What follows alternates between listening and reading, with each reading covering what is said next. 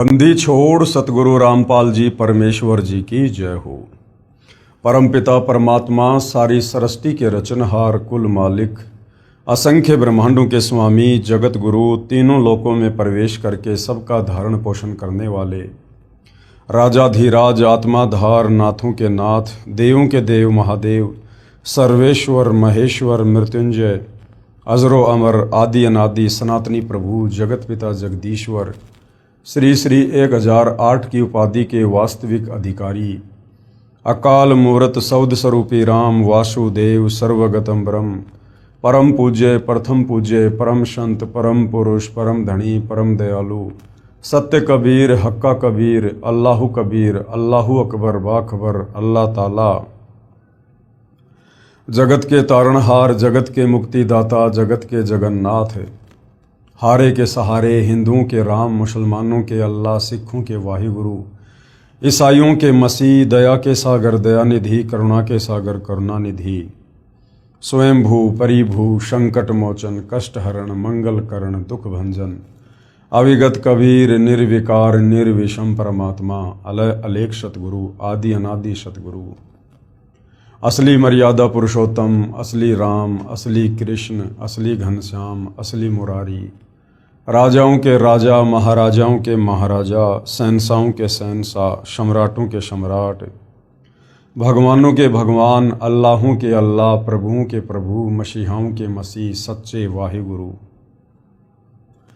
बाबाओं के बाबा पीरों के पीर सेठों के सेठ जगत सेठ सावड़सा सेठ सर्वगुण संपन्न अनंत कोटि कलाओं के स्वामी अनंत कोटि ब्रह्मांडों के नायक योगियों में महायोगी ध्यानियों में महाध्यानी सिद्धों में परम सिद्ध ज्ञानियों में तत्व ज्ञानी ब्रह्म ज्ञानी महाज्ञानी परम ज्ञानी सर्वश्रेष्ठ ज्ञानी विज्ञानी युवा कबीर समर्थ कबीर असमवात अमित ओजा सच्चे रहनुमा करीम अल्लाह सुभान अल्लाह दुनिया के अंतिम पैगंबर 8 सितंबर 1951 से गांव धनाना जिला सोनीपत हरियाणा भारतवर्ष की पावन भूमि पे प्रकट रियल कल्कि भगवान श्री नारायण साकार हरि श्री बाबा साहेब नूर अनंत परमात्मा सच्चे दरवेश सच्चे बाखबर संत शिरोमणि सतगुरु रामपाल जी परमेश्वर जी के चरण कमल में आप और हम सभी भाई बहनों का अनंत कोटि दंडवत प्रणाम। सत्साई भाई और बहनों, बहुत बड़ी दया बहुत बड़ी मेहर पूज्य गुरुदेव भगवान की परमेश्वर रामपाल जी की, जिनके शुभ आशीर्वाद से विशेष आशीर्वाद से उन्हीं के सत्संगों का संग्रह पवित्र आध्यात्मिक पुस्तक ज्ञान गंगा के ऊपर वीडियो बनाने की श्रृंखला जारी है। इसी श्रृंखला में आज हमारा ये 29वें नंबर का वीडियो है। प्रत्येक वीडियो में पूज्य गुरुदेव भगवान जी के आशीर्वाद से हमें भक्ति मार्ग के विषय में अध्यात्म के विषय में वो सब कुछ जानने और समझने को मिल रहा है जो जानने की जिज्ञासा हमारी सदियों से थी, परंतु तत्व ज्ञान के अभाव में हमारे नादान धर्मगुरु हमें इन शास्त्रों से वो गूढ़ रहस्य निकाल कर नहीं बता पाए, नहीं समझा पाए कि परमात्मा कौन है, कैसा है, कहाँ रहता है, कैसे मिलता है, कैसा दिखाई देता है, उसकी शास्त्र अनुकूल भक्ति क्या है, हमें मुक्ति कैसे प्राप्त हो, हमें जन्म मरण और बुढ़ापे के संकट से हमें कैसे राहत मिले, हम लक 84 योनियों की पीड़ा से कैसे बाहर निकल सकते हैं। हमारे इन तमाम सवालों के जवाब हमारे धर्मगुरु नहीं दे पा रहे थे, क्योंकि ना तो उन्हें स्वयं तत्व ज्ञान था और ना ही वे किसी तत्वदर्शी संत की शरण में थे। और तत्वदर्शी संत के बिना इन आध्यात्मिक गूढ़ रहस्यों को, सदग्रंथों के सार को कोई भी व्यक्ति या महात्मा इनको सार्वजनिक नहीं कर सकता है। इसलिए भाई और बहनों, आज पूज्य गुरुदेव भगवान की पूरे विश्व के मानव समाज पर बहुत बड़ी कृपा हुई है कि आज उन्होंने हमें अध्यात्म का वो सार जो हमारे ही सदग्रंथों में छुपा हुआ था निकाल कर पवित्र पुस्तक ज्ञान गंगा के रूप में दे दिया है। और ये ज्ञान गंगा पुस्तक भारत देश में विशेषकर घर घर में पहुंच चुकी है। तो भाई और बहनों, अब समय आ गया है इस पवित्र पुस्तक ज्ञान गंगा को पढ़कर, इसके ज्ञान को समझकर जगत गुरु तत्वदर्शी सतगुरु रामपाल जी भगवान की शरण में आकर अपनी आत्मा का कल्याण करवाने का। तो भाई और बहनों, इस पुस्तक में अभी तक आपने भक्ति मार्ग के विषय में बहुत कुछ जान लिया है, बहुत कुछ पहचान लिया है। सबसे पहले तो हमें आत्मज्ञान के साथ साथ परमात्म ज्ञान हुआ कि वास्तव में वो परमात्मा कौन है जिन्होंने इस सारी सृष्टि को रचा है। वो साकार है या निराकार है, वो कहाँ रहता है। उसके बाद वो परमात्मा जिन जिन महापुरुषों को इस धरती पर स्वयं ही सतलोक से गति करके चलकर आकर मिले, उन आत्माओं को फिर अपना सचखंड दिखाया, सर्व ब्रह्मांडों की स्थिति से परिचित करवाया। उसके बाद उन आत्माओं ने भी अपनी वाणियों के माध्यम से देश और दुनिया को जगाया। तो भाइयों और बहनों, आज हम जो आगे बढ़ेंगे इस पवित्र पुस्तक में, तो आज का हमारा जो टॉपिक है वो है शंका समाधान। यानी इतना ज्ञान सुनने और समझने के बाद भी काल प्रेरणा से कुछ शंकाएं मन में रह जाती हैं, जिन शंकाओं का समाधान करते हुए सतगुरु रामपाल जी हमें समझाना चाह रहे हैं कि कोई शंका मन में मत रखिए। परमेश्वर जी की वाणी है कि माँ मूंडू उस संत की जिससे संसा न जाए, काल खाए थोड़े शंका सब जग खाए। वो संत ही क्या, वो महात्माएं क्या, जो अपने भगत के मन में किसी प्रकार की कोई शंका छोड़ दे। तो भाई और बहनों, यदि आप ध्यानपूर्वक पवित्र पुस्तक ज्ञान गंगा को पढ़ेंगे या सतगुरु रामपाल जी के मुख कमल से जो सत्संग बोले गए हैं आप उनको सुनेंगे, तो अपने ही धर्मशास्त्रों से सारे प्रमाण देखकर हमारे मन में अध्यात्म को लेकर किसी प्रकार की कोई शंका रह नहीं जाएगी। फिर भी जो छोटी मोटी शंकाएं हैं उनका भी सतगुरु रामपाल जी ने बखूबी समाधान किया है। प्रश्न, किसी ने सवाल किया, उपरोक्त गीता सार से तो सिद्ध होता है कि ब्रह्मा जी, विष्णु जी तथा शिव जी की पूजा व्यर्थ है, यानी बेकार है।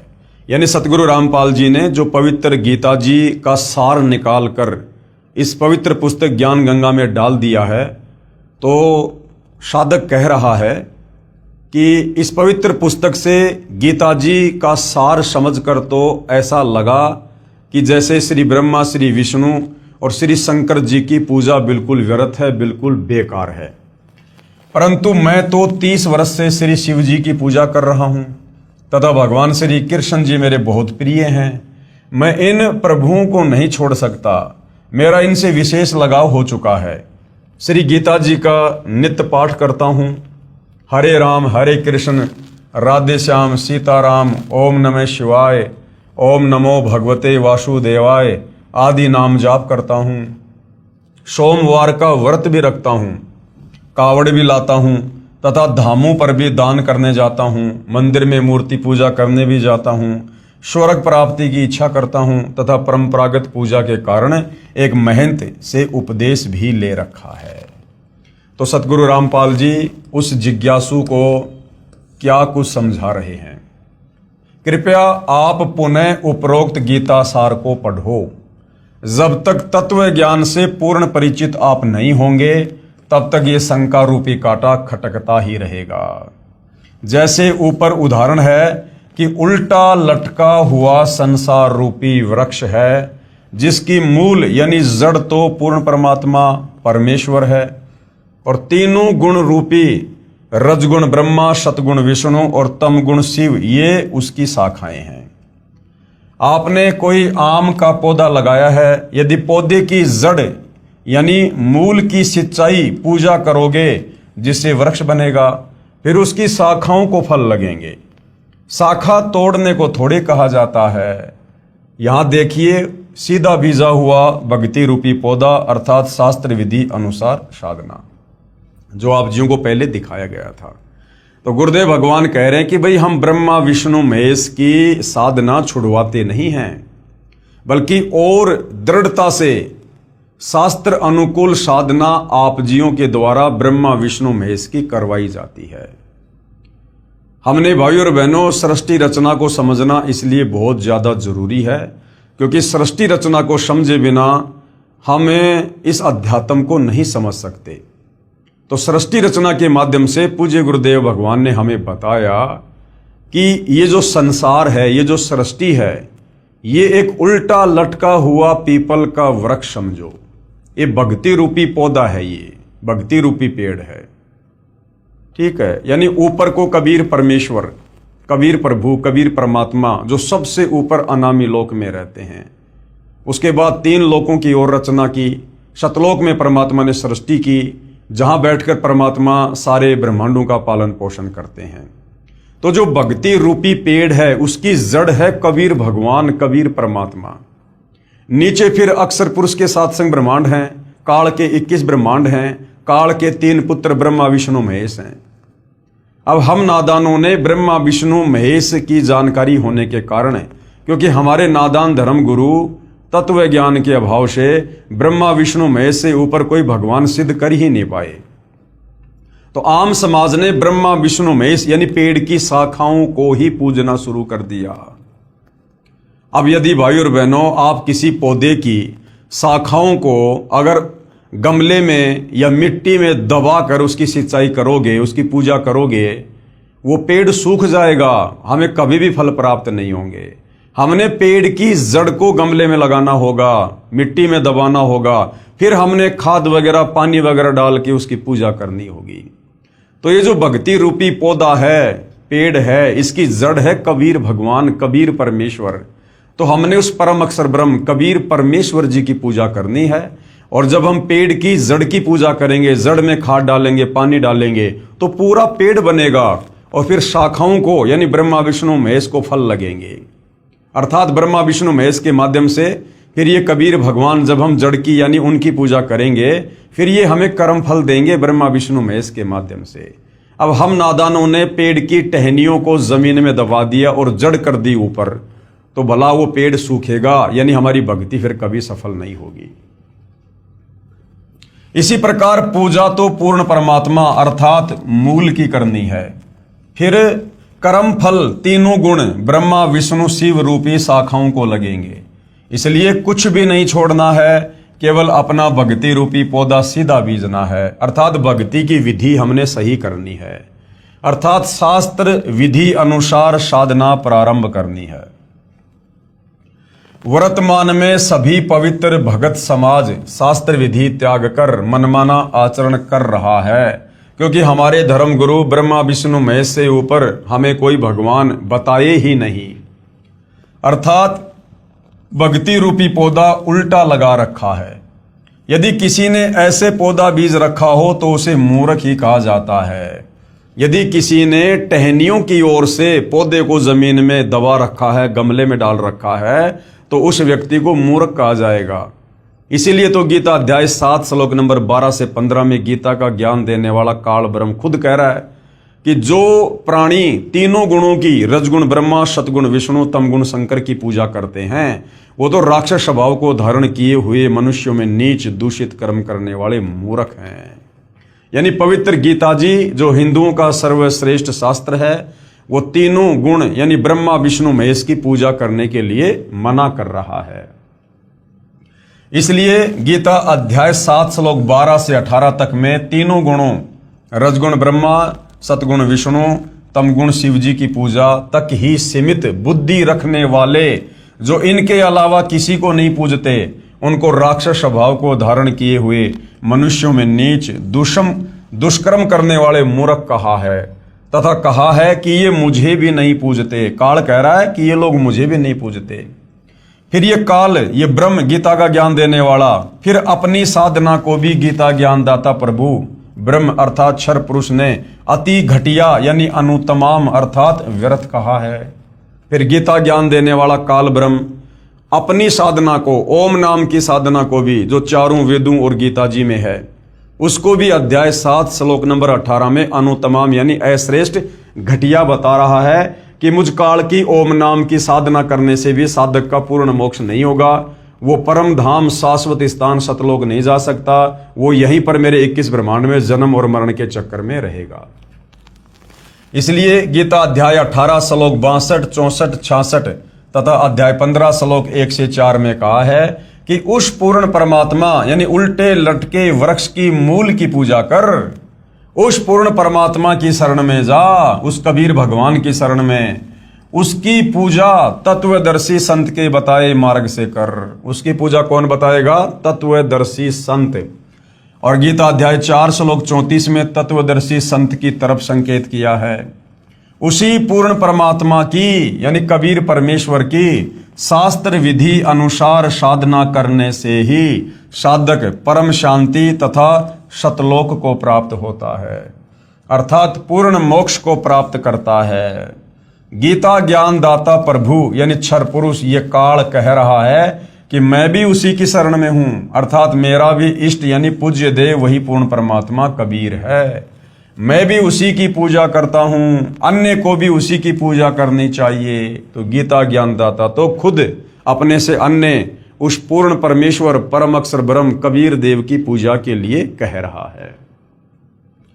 आप जी गीता का नित्य पाठ भी करते हो तथा साधना गीता जी में वर्णित विधि के विरुद्ध करते हो। जिन मंत्रों का हरे राम हरे कृष्ण राधे श्याम सीताराम ओम नमो शिवाय ओम नमो भगवते वासुदेवाय आदि आदि मंत्रों का आप जाप करते हो तथा अन्य साधनाएं जैसे व्रत करना, कावड़ लाना, तीर्थों व धामों पर दान करना तथा पूजा के लिए जाना, गंगा स्नान तथा तीर्थों पर लगने वाली परभी में स्नान पवित्र गीता जी में वर्णित न होने के कारण शास्त्र विधि त्याग कर मनमाना आचरण है। अर्थात जो जो क्रियाएं आप जी कर रहे हो ये सारी क्रियाएं पवित्र ग्रंथ गीता करने के लिए मना कर रहा है, जिसे पवित्र गीता जी अध्याय 16 श्लोक 23-24 में व्यर्थ कहा है।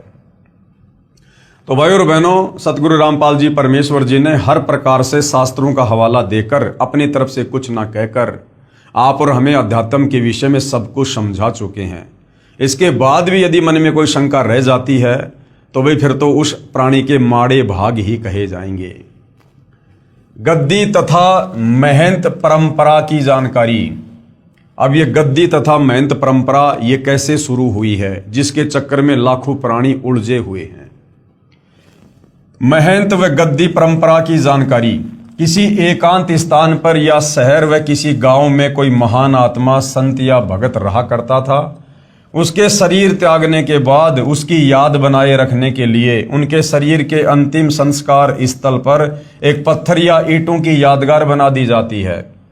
फिर उस पवित्र आत्मा के अनुयायी या वंशज उसकी पत्थर की मूर्ति रख लेते हैं। कुछ समय उपरांत श्रद्धालु जाते हैं, कुछ धन दान करने लग जाते हैं, उसे मंदिर का रूप दे देते हैं तथा उस संत व ऋषि के वंशजों को धन उपार्जन का लालच हो जाता है। वे बहकाना प्रारंभ कर देते हैं कि जो यहाँ दर्शन करने आता है उसको पूर्ण मोक्ष प्राप्त होता है, सर्व लाभ मिलते हैं, जो इसी महापुरुष के जीवन काल में शिष्यों को मिलते थे। ये मूर्ति साक्षात उसी संत जी को ही जानो, जो यहाँ नहीं आएगा उसका मोक्ष संभव नहीं, आदि आदि। इस प्रकार से भाई और बहनों ये जितने भी यादगारें हैं, ये पूजा स्थल हैं, धाम है, तीर्थ हैं, ये इस प्रकार से बने हैं। पहले वहां कोई साधु संत महात्मा ऋषि अपनी भक्ति किया करता था, जैसा भी उसको ज्ञान था औरों को समझाया करता था, और मरने के बाद जो भी उसने भक्ति साधना की वो लेकर अपने इष्ट धाम को चला गया। अब पीछे से उसके चेलों ने या उसके वंशजों ने उसके नाम की यादगार बना दी, धीरे धीरे एक स्ट्रक्चर खड़ा कर दिया, लोग वहां पर आने लगे, दान धर्म करने लगे, एक बड़े मंदिर का बड़ी यादगार का रूप दे दिया। फिर वहां रहने वालों को ये लालच पड़ गया कि यहाँ तो लोग आते हैं, दान धर्म करते हैं, बढ़िया उनका धंधा चल गया। इस प्रकार से भाई और बहनों ये गद्दी परंपरा, महंत परंपरा ये यादगारें बनी हुई हैं। वर्तमान में वहां जाने से वो साधना शास्त्रों के विरुद्ध होने के कारण साधक को वहां जाने से, दान धर्म करने से, पूजा करने से कोई आध्यात्मिक लाभ नहीं है। अब उन नादानों को कोई पूछे कि जैसे कोई वैद्य था यानी कोई डॉक्टर था, वो नाड़ी देखकर दवाई देता था, रोगी स्वस्थ हो जाता था। उस वैद्य यानी डॉक्टर की मृत्यु के बाद उसकी मूर्ति बनाकर स्थापित करके कोई लालची कहे कि ये मूर्ति उसी डॉक्टर वाला कार्य करती है, जो इसके दर्शन करने आएगा वह पूर्ण स्वस्थ हो जाएगा। या स्वयं नकली वैद्य बनकर कोई बैठ जाए कि मैं भी दवाई देता हूं, परंतु सारा उपचार औषधि के ग्रंथ के विपरीत दे रहा है, वह धोखा दे रहा है, क्योंकि केवल धन उपार्जन उसका उद्देश्य है, किसी भी संत या प्रभु की मूर्ति आदरणीय यादगार तो है, परंतु पूजनीय नहीं है। तो भाई और बहनों, आप और हमने हर प्रकार की इन भ्रमणाओं से, जो इन धन के लोभियों ने, स्वार्थियों ने अपने धार्मिक धंधे के लिए समाज में फैला रखी थी, हमने इन भ्रमणाओं से अब बाहर निकलना है और हमने शास्त्र अनुकूल साधना करके अपनी आत्मा का कल्याण करवाना है। क्योंकि स्वयं सारी सृष्टि का मालिक कबीर परमेश्वर जगत गुरु तत्वदर्शी सतगुरु रामपाल जी के रूप में धरती पर प्रकट हैं। ऐसे ही किसी संत या भगवान की मूर्ति बनाकर उसकी आड़ में कोई पुजारी व महंत कहे कि मैं भी नाम देता हूं, वह महानुभाव सर्व साधना उसी पवित्र शास्त्र के विपरीत दे रहा है जो उस महान संत ने अपने अनुभव का लिखा है। तो वह नकली संत व महंत स्वयं भी दोषी है तथा अनुयायियों का भी जीवन व्यर्थ करने का भार अपने शीश पर ले रहा है। संत तो एक समय में एक ही आता है, एक समय में पृथ्वी पर एक ही पूर्ण संत होता है। अब देख लो, वर्तमान में धरती पर पूर्ण संत सतगुरु रामपाल जी हैं। इनके अलावा ये जितने भी आचार्य, शंकराचार्य, मंडलेश्वर हैं, धर्माचार्य हैं, किसी भी धर्म का कोई भी धर्म गुरु है, ये सारे के सारे नकली हैं, काल के द्वारा भेजे गए हैं। ये समाज का आध्यात्मिक दृष्टि से उल्टा ही मार्गदर्शन कर रहे हैं। उसके मार्ग में करोड़ों नकली संत, महंत तथा आचार्य बाधक बनते हैं। किसके? जो एक समय में एक ही संत धरती पर होता है। किसी संत जी के शरीर त्यागने के बाद संत या महंत परंपरा प्रारंभ होती है। पहले वाले संत के स्थान की रक्षार्थ एक प्रबंधक चुना जाता है जिसे महंत कहा जाता है। वह केवल उस पवित्र यादगार की देखभाल करने के लिए ही नियुक्त किया जाता है। फिर लालचवश वह स्वयं ही गुरु बन बैठता है तथा भक्ति चाहने वाली प्यारी आत्माएं उस पर आधारित होकर अपना जीवन व्यर्थ कर जाती हैं। महंत परंपरा का नियम बना रखा है कि पूर्व महंत का प्रथम पुत्र महंत पद का अधिकारी होगा, चाहे वह शराबी हो, चाहे वह अज्ञानी हो। ये भक्ति मार्ग है। इसमें केवल पूर्ण संत ही जीव उद्धार कर सकता है। दास ने 2-3 महंत परंपरा की पुस्तक पढ़ी, उनमें जो देखा वो इस प्रकार है। अब क्या समझा रहे हैं गुरुदेव भगवान?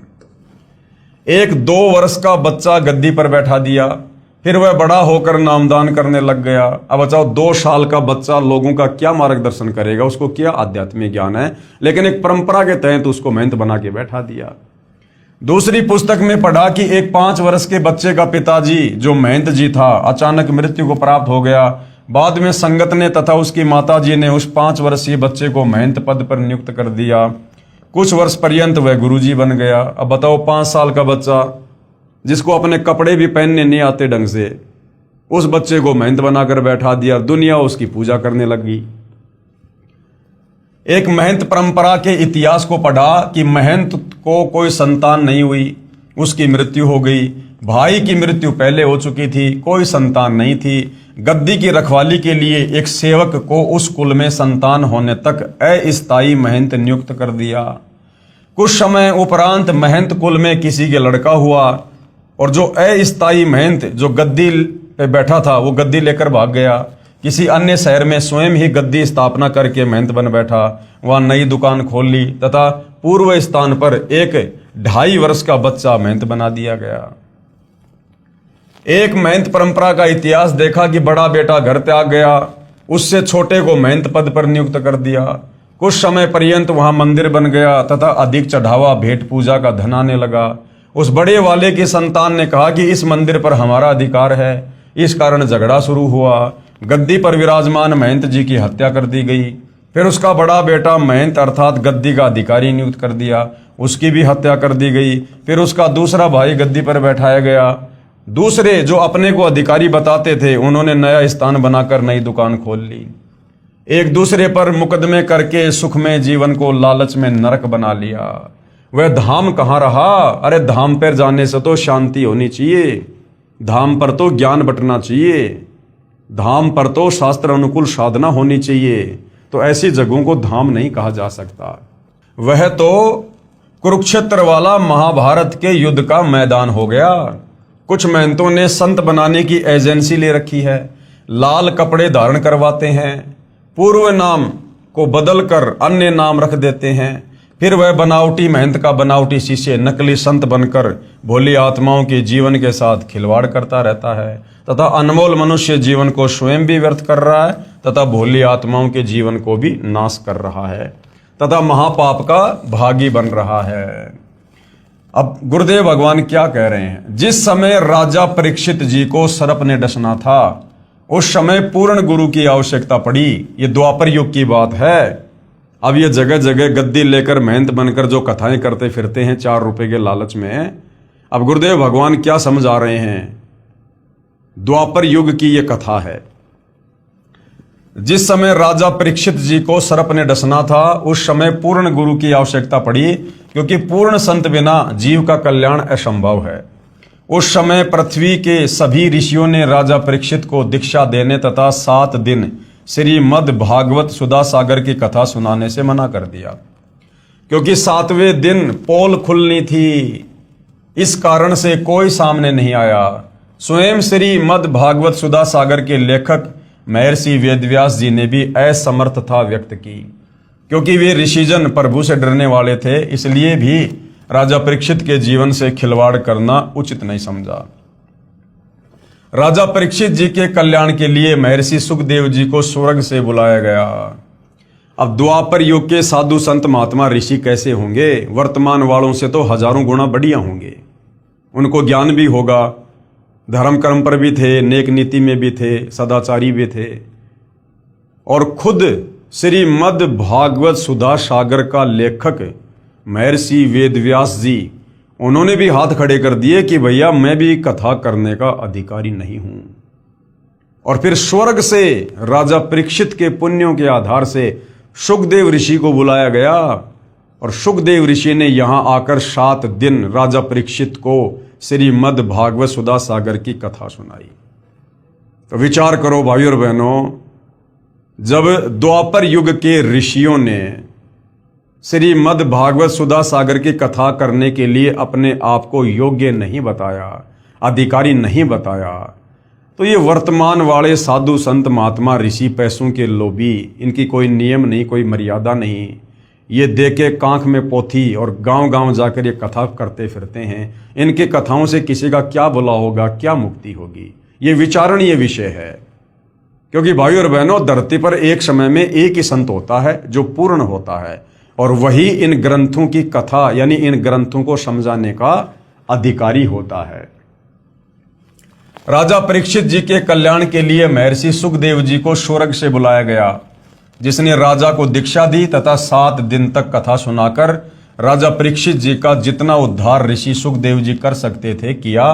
वर्तमान के गुरु संत महंत तथा आचार्य स्वयं ही भगवान के संविधान से अपरिचित हैं, इसलिए भयंकर दोष के पात्र बनकर दोषी हो रहे हैं।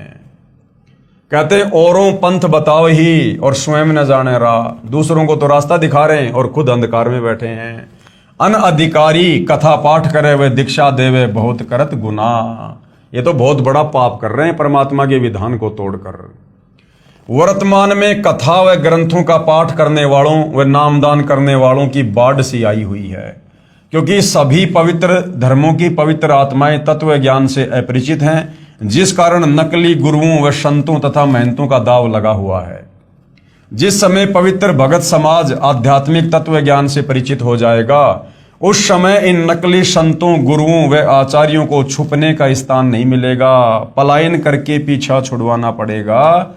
जब भगत समाज तत्व ज्ञान से परिचित हो जाएगा, जगत गुरु तत्वदर्शी सतगुरु रामपाल जी के सत्संग सुनकर, उनकी पुस्तकें पढ़कर। अब भाइयों और बहनों, जितने भी ये तीर्थ हैं, ये धाम हैं, इनकी वास्तव में शुरुआत कैसे हुई? जब तक हम परमात्मा चाहने वाली आत्माओं को इसकी जड़ का नहीं पता चलेगा, तब तक हम इन तीर्थों पर, इन धामों पर यूं ही जाकर अपना धन और अनमोल समय बर्बाद करवाते रहेंगे। पवित्र तीर्थ तथा धाम की जानकारी किसी साधक ऋषि जी ने किसी स्थान या जलाशय पर बैठकर साधना की या अपनी आध्यात्मिक शक्ति का कोई प्रदर्शन किया, वह अपनी भक्ति कमाई करके साथ ले गया यानी मरने के बाद, तथा अपने इष्ट लोक को प्राप्त हुआ। उस साधना स्थल का बाद में तीर्थ या धाम नाम पड़ गया। अब कोई उस स्थान को देखने जाए कि यहाँ कोई साधक रहा करता था उसने बहुतों का कल्याण किया।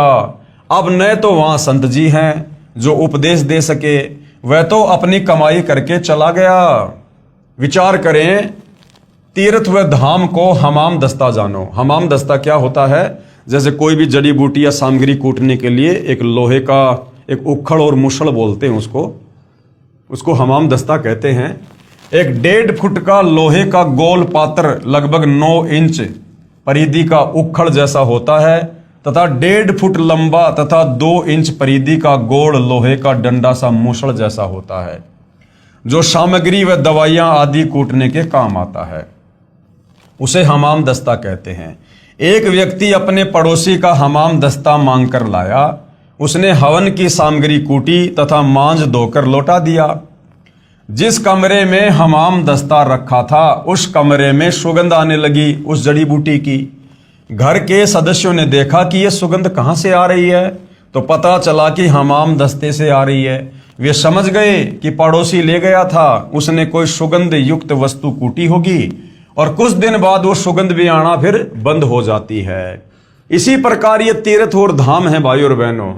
इसी प्रकार तीर्थ व धाम को एक हमाम दस्ता जानो। जैसे सामग्री कूटने वाले ने अपनी सारी वस्तु पहुंच कर रख दी, खाली हमाम दस्ता लौटा दिया।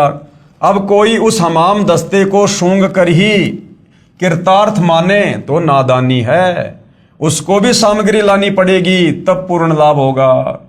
ठीक इसी प्रकार किसी धाम व तीर्थ पर रहने वाला पवित्र आत्मा तो राम नाम की सामग्री कूटकर, यानी जैसे भी उसके पास भक्ति थी वो करके और अपना शरीर छोड़ के झाड़ पहुंचकर अपनी सर्व कमाई को साथ ले गया। बाद में अनजान श्रद्धालु उस स्थान पर जाने मात्र से कल्याण समझे तो उनके मार्गदर्शकों यानी गुरुओं की शास्त्र विधि रहित बताई साधना का ही परिणाम है। उस महान आत्मा संत की तरह भगवान की साधना करने से ही कल्याण संभव होगा। उन तीर्थों के धामों के चक्कर काटने से कुछ नहीं मिलेगा।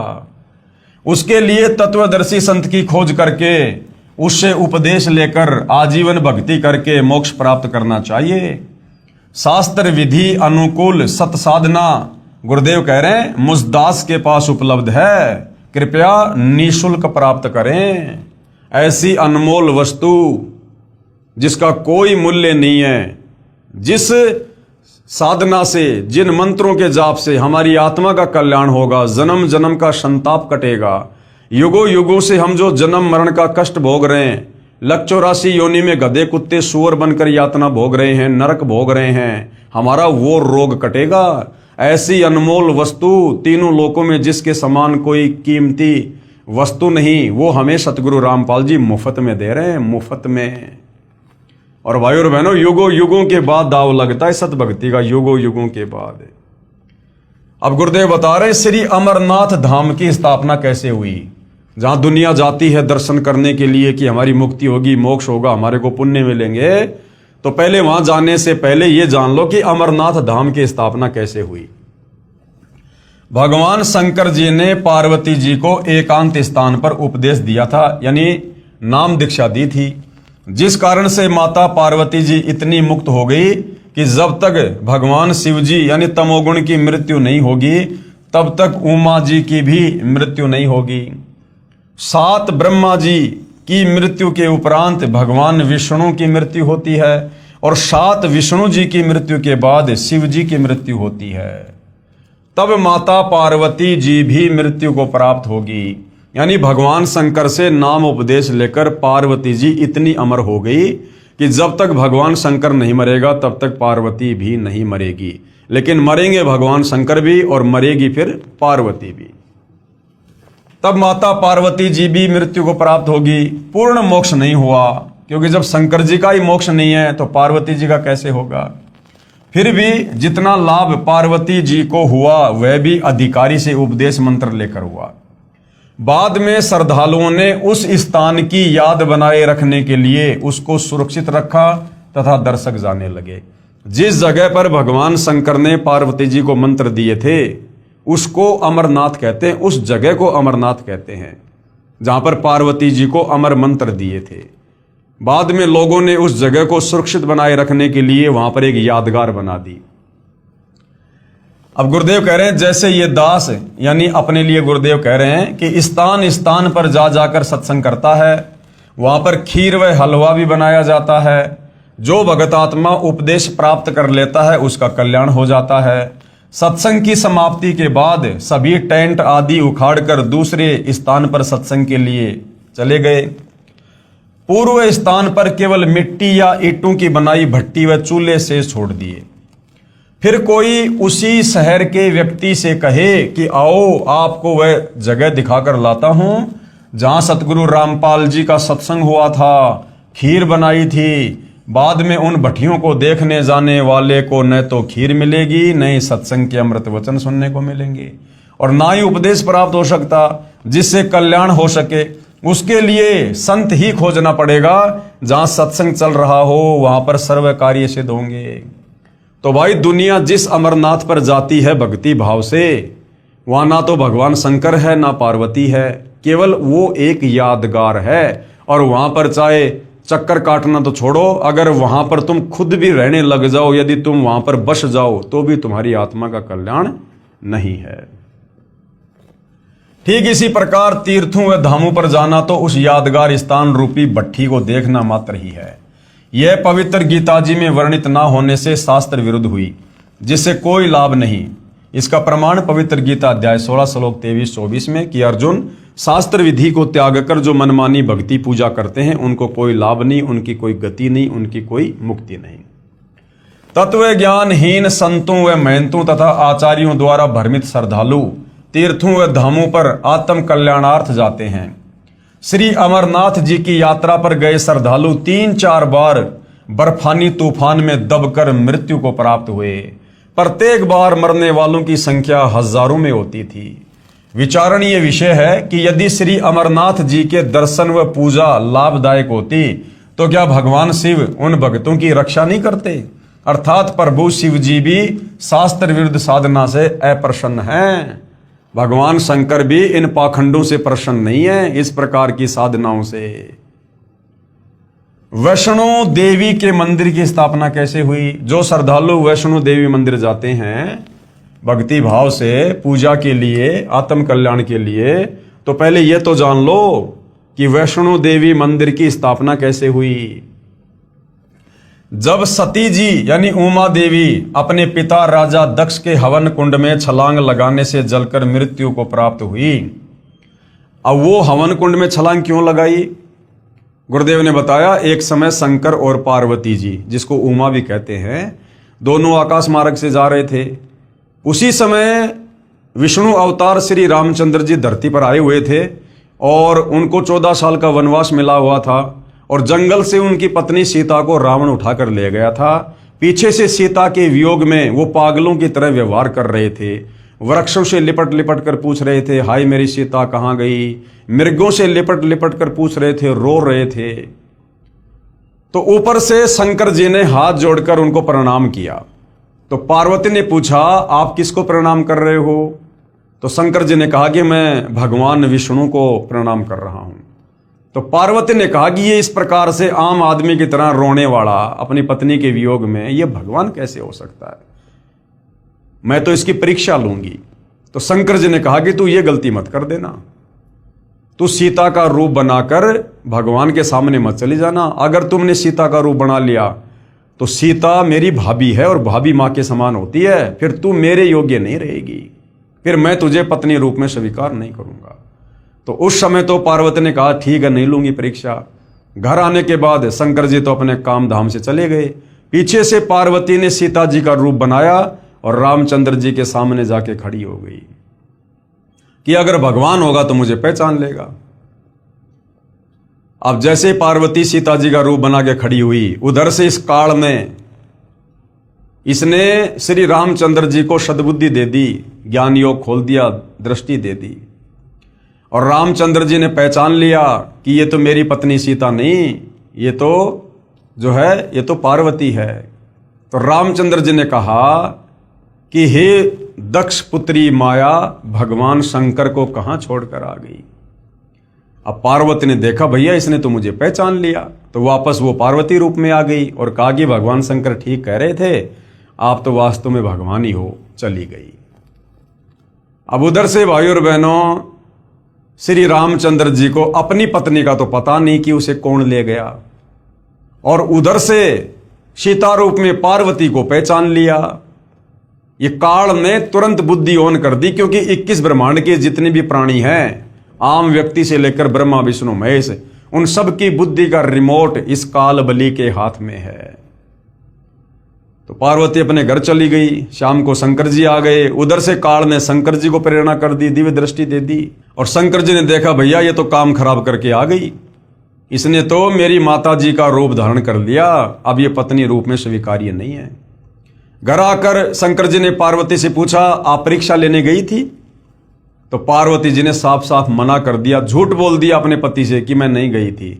शंकर जी ने थोड़ा सा गुस्से में आकर पूछा, तो पार्वती ने हाँ कर दी कि हाँ मैं गई थी। उसी दिन से शंकर जी ने पार्वती से नाराज होकर पति पत्नी व्यवहार करना बंद कर दिया। और जब वर्षों का समय बीत गया तो पार्वती ने सोचा कि अब ये टस से मस होने वाले नहीं हैं, तो वो अपने पिता राजा दक्ष के घर पर चली गई कि कुछ दिन मैं अपने पीहर रह के आऊँगी, अपने माता पिता के पास रहकर आऊँगी, तब तक हो सकता है ये नॉर्मल हो जाएं, बात को भूल जाएं। इस दृष्टिकोण से पार्वती यानी उमा अपने पिता राजा दक्ष के घर पर चली गई। उस समय राजा दक्ष एक हवन करवा रहा था, जिसमें बहुत सारे साधु संत महात्मा ऋषि आए हुए थे, और राजा दक्ष की जितनी भी लड़कियां थी उन सब के जो पति थे वो भी आए हुए थे, सबके हवन कुंड बने हुए थे, और जो जो दामाद नहीं आया था उसका भाग अलग से निकाल रखा था।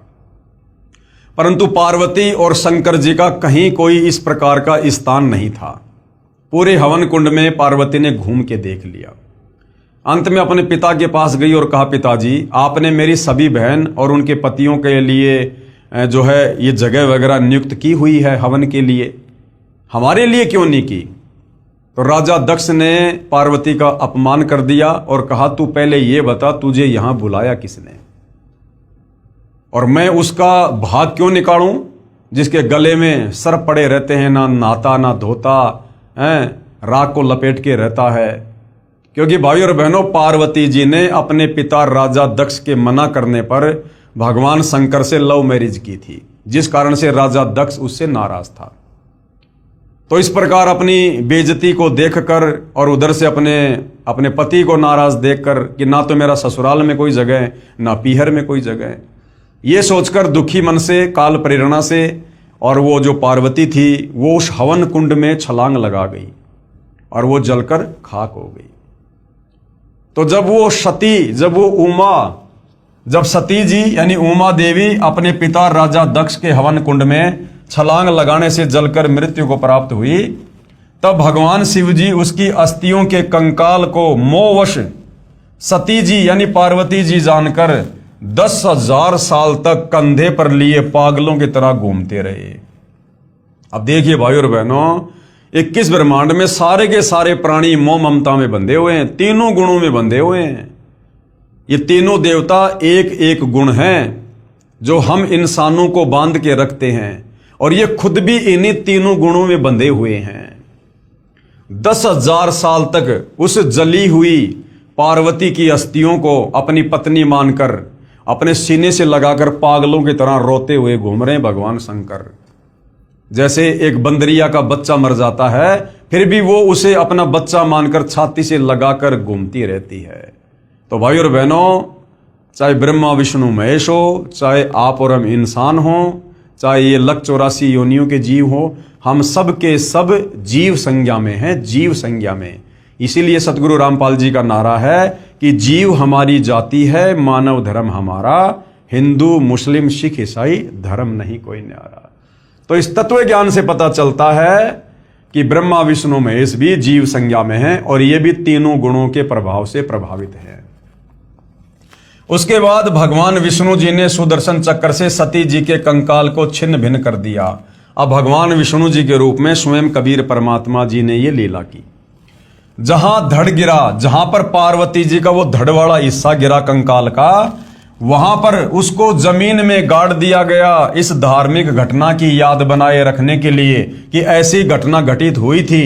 उसके ऊपर एक मंदिर जैसी यादगार बना दी कि कहीं आने वाले समय में कोई ये ना कह दे कि पुराण में गलत लिखा है।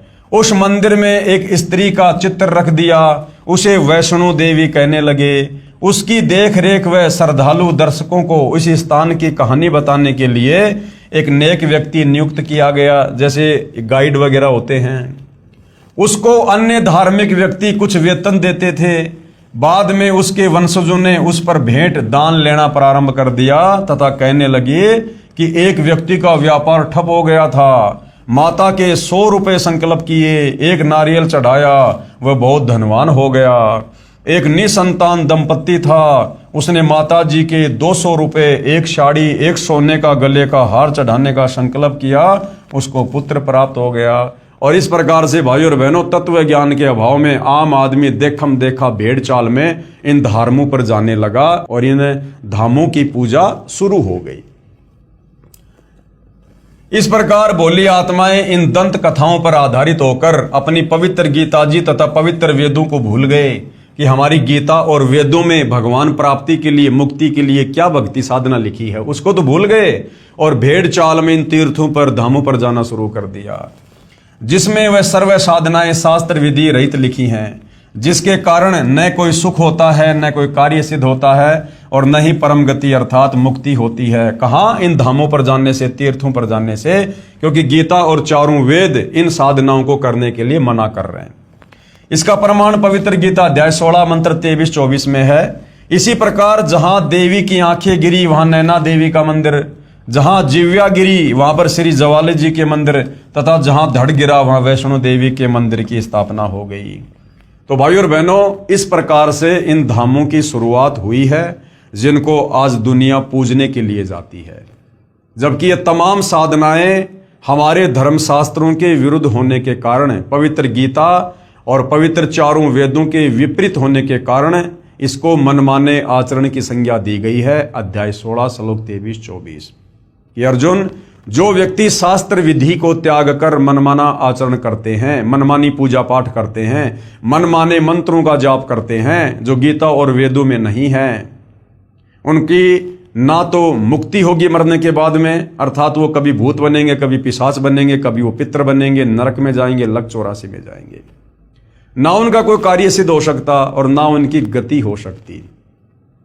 इसलिए गीता अध्याय 16 श्लोक 24 में फिर कहा कि अर्जुन, कौन से भक्ति कर्म करने चाहिए, कौन से भक्ति कर्म नहीं करने चाहिए, इसके लिए शास्त्र ही प्रमाण है। अन्य किसी की दंत कथा पर, लोक वेद पर, सुनी सुनाई बातों पर यकीन करके भक्ति मार्ग को मत अपना लेना।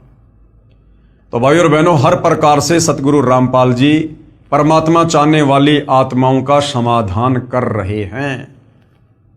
यानी यदि हमने इस अनमोल मनुष्य जन्म से परमात्मा की प्राप्ति करनी है, ये अनमोल मनुष्य जन्म हमें केवल परमात्मा प्राप्ति के लिए ही मिलता है, क्योंकि लक 84 योनियां भोगने के बाद एक मनुष्य जन्म हमें परमात्मा देता है। इसलिए कहते हैं कि मानव जन्म दुर्लभ है, ये मिले न बारंबार, और जैसे पेड़ से पत्ता टूट जाए फिर वापस नहीं लगता डार। तो क्या करना चाहिए इस मनुष्य जन्म से? मानव जन्म पाए कर जो नहीं रटे हरि नाम। हरि नाम का मतलब है परमात्मा की सत भक्ति, शास्त्र अनुकूल साधना, तत्वदर्शी संत से उपदेश लेकर कि मानव जन्म पाए के, मानव जन्म में स्त्री और पुरुष दोनों आ जाते हैं। मनुष्य जन्म पाए कर जो नहीं रटे हरि नाम। भाई जैसे कुआं जल बिना फिर बनवाया क्या काम। अगर इस मनुष्य जन्म को प्राप्त करके तत्वदर्शी संत की शरण में आकर शास्त्र अनुकूल भक्ति नहीं की तो ऐसा है जैसे आपने कुआं बनाया और कुएं में जल है नहीं, लेकिन कुएं के ऊपर आप जी बढ़िया बढ़िया चित्रकारी कर रहे हो, तो क्या फायदा उस कुएं के ऊपर वो चित्रकारी करने का जब उसमें जल ही नहीं है, वो इच्छित वस्तु ही नहीं है। तो भाइयों और बहनों, बड़ी मुश्किल से परमेश्वर ने हमें ये मनुष्य जन्म बख्शा है। इस मनुष्य जन्म में हम हर प्रकार से अन्य योनियों से श्रेष्ठ बुद्धि रखते हैं। लक 84 योनियों में गधे, कुत्ते, सुअर, बैल, मक्खी, मच्छर, हाथी, भेड़िया, सिंह, इनको वो बुद्धि नहीं है। इनको आत्मचिंतन की, मंथन की, एक दूसरे से सलाह मशवरा करने की वो सद्बुद्धि प्राप्त नहीं है जो हम मनुष्यों को है। हमें परमेश्वर ने इनसे विशेष बुद्धि दी है, विशेष हमारे को शरीर दिया है। हम काम धंधा करके, मेहनत मजदूरी करके हम खा सकते हैं, कमा सकते हैं। हम सभ्य समाज में सभ्य तरीके से रह सकते हैं। पशु एक दूसरे को छीन कर मार कर खाते हैं, लेकिन हम मनुष्य हैं, हमें परमेश्वर ने विशेष बुद्धि दी है। हम काम धंधा करके नेक नीति ईमानदारी से जीते हैं और दूसरे को भी जीने देते हैं। यदि हम वही पशु वाले कार्य करते करते मर गए तो फिर हमने क्या किया इस मनुष्य जन्म को प्राप्त करके? अरे बिना सतभक्ति के, बिना तत्वदर्शी संत की शरण के जो कार्य हम मनुष्य कर रहे हैं, वो सारे के सारे कार्य पशु और पक्षी भी कर रहे हैं। जन्म लेकर जैसे वो भी बच्चे पैदा करते हैं, आप और हम शादियां करके बच्चे पैदा कर लेते हैं। वो पशु पक्षी बिना किसी गोत्र के, बिना किसी धर्म के, बिना किसी जाति के आपस में शादियां कर लेते हैं। हम अपने ये कर्म फोड़ने के लिए गोत्र में, धर्म में, जातियों में उलझ गए काल प्रेरणा से। वो पशु पक्षी खुले में सहवास करते हैं, संभोग करते हैं, क्योंकि उनको वो विशेष बुद्धि नहीं है, उनको कोई शर्मा शर्मी नहीं है। हमें परमेश्वर ने बुद्धि दी, इसलिए हम चार दीवारी के अंदर संभोग कर लेते हैं, शारीरिक संबंध बना लेते हैं। वो पशु पक्षी निवस्त्र होकर घूम लेते हैं। हम 100, 200, 250, 500 रुपए के कपड़े पहनकर अपने शरीर को ढक लेते हैं। वो पशु पक्षी वो कच्चा भोजन खा लेते हैं, हम थोड़ा चूल्हे पर पका के खा लेते हैं। वो पशु पक्षी जमीन में पड़ा हुआ खा लेते हैं, हम 100-50 रुपए की थाल में डाल के खा लेते हैं। बच्चे पैदा वो पशु पक्षी भी करते हैं, बच्चे पैदा हम भी करते हैं। अपने बच्चों का पालन पोषण, लाड़ प्यार वो पशु पक्षी भी करते हैं। वो लाड़ प्यार पालन पोषण आप और हम भी करते हैं, और अंत में वो भी मर जाते हैं और अंत में हम भी मर जाते हैं। तो बताओ भाई और बहनों, यदि ये अनमोल मनुष्य जन्म प्राप्त करके, यदि हमने तत्वदर्शी संत की खोज करके, शास्त्र अनुकूल सत भक्ति करके अपनी आत्मा का कल्याण नहीं करवाया, तो उन गधे, कुत्ते, सुअर में, बैल में, गाय में और हम इंसानों की उन क्रियाओं में भला क्या अंतर है? इसलिए परमात्मा कहते हैं कि भक्ति बिना नर और खर एक है। नर यानी इंसान और खर यानी गधा। जो व्यक्ति मनुष्य जन्म प्राप्त करके तत्वदर्शी संत की शरण में आकर शास्त्र अनुकूल भक्ति शुरू नहीं करता है, कबीर परमात्मा ने उस व्यक्ति में, चाहे वो व्यक्ति देश का राजा क्यों ना हो, उस व्यक्ति में और गधे में कोई अंतर नहीं बताया। भक्ति बिना नर और खर यानी गधा एक है। जिन हरिपद नहीं जानिया, जिसको परमात्मा की जानकारी नहीं, जिसके पास सत भक्ति नहीं। भक्ति बिना नर और खर एक है, जिन हरिपद नहीं जानिया, और पूर्ण ब्रह्म की परख नहीं रे, पूज मरे पाषाणा। उस पूर्ण परमात्मा की तो पहचान नहीं कि वो परमात्मा कौन है जिसकी भक्ति करनी चाहिए। और मंदिरों में, मस्जिदों में, चर्चों में, गुरुद्वारों में, धामों पर, तीर्थों पर ये पत्थर पूजते फिरते हैं, जो गीता अध्याय 16 श्लोक 23-24 के अनुसार शास्त्र विधि को त्याग कर मनमाना आचरण है। तो भाई और बहनों, बड़े सौभाग्य से अनंत युगों के बाद आप और हमारा बिल्ली के भाग का छीका टूटा है।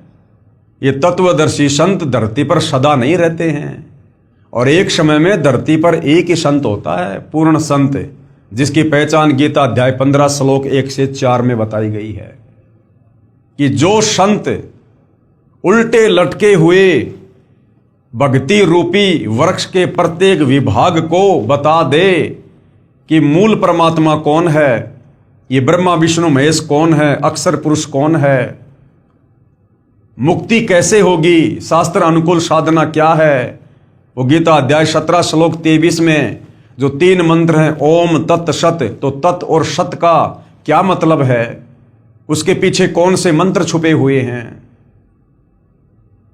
कहते हैं वो पूर्ण संत होगा, वो तत्वदर्शी संत होगा। तो भाइयों और बहनों, पूरा सतयुग बीत गया, पूरा त्रेता युग बीत गया, पूरा द्वापर बीत गया, और 5000 साल से ज्यादा कलयुग बीत गया। आज तक वेदों और गीता में वर्णित उस उल्टे लटके संसार रूपी वृक्ष की जो व्याख्या सतगुरु रामपाल जी ने सचित्र समझाई है, आज तक किसी धर्मगुरु ने, धर्माचार्य ने नहीं समझाई है। तो भाई और बहनों, लगभग 39 लाख वर्ष के बाद, क्योंकि सतयुग, त्रेता, द्वापर, कलयुग, ये 4 युग हैं, इन चारों युगों का कुल समय होता है 43,20,000 वर्ष। तो कलयुग अभी 4 लाख कुछ वर्ष बाकी है। तो लगभग 48-39 लाख वर्ष के बाद आप और हमें आज इस कलयुग की पिछली पीढ़ी में तत्वदर्शी संत के दर्शन सुलभ हुए हैं। और ये तत्वदर्शी संत खोजने से नहीं मिलता है। सतयुग से साधु संत महात्मा ऋषि लग रहे खोजने के लिए। सतयुग में लाखों साल की उम्र होती थी, बेचारे घर बार छोड़कर, बाल बच्चे छोड़कर वैराग्य धारण कर लेते थे। जंगल में, गुफाओं में, कंदराओं में अपने शरीर को गला दिया, भूखे प्यासे रहकर। मिट्टी चढ़ जाया करती थी शरीर पर, दीमक लग जाती थी, समाधि लगा के बैठ जाया करते थे। परमात्मा प्राप्ति के लिए भाई और बहनों, उनको तो इस ब्रह्मा विष्णु महेश के पिता, गीता ज्ञानदाता काल ने भी अपने दर्शन नहीं दिए।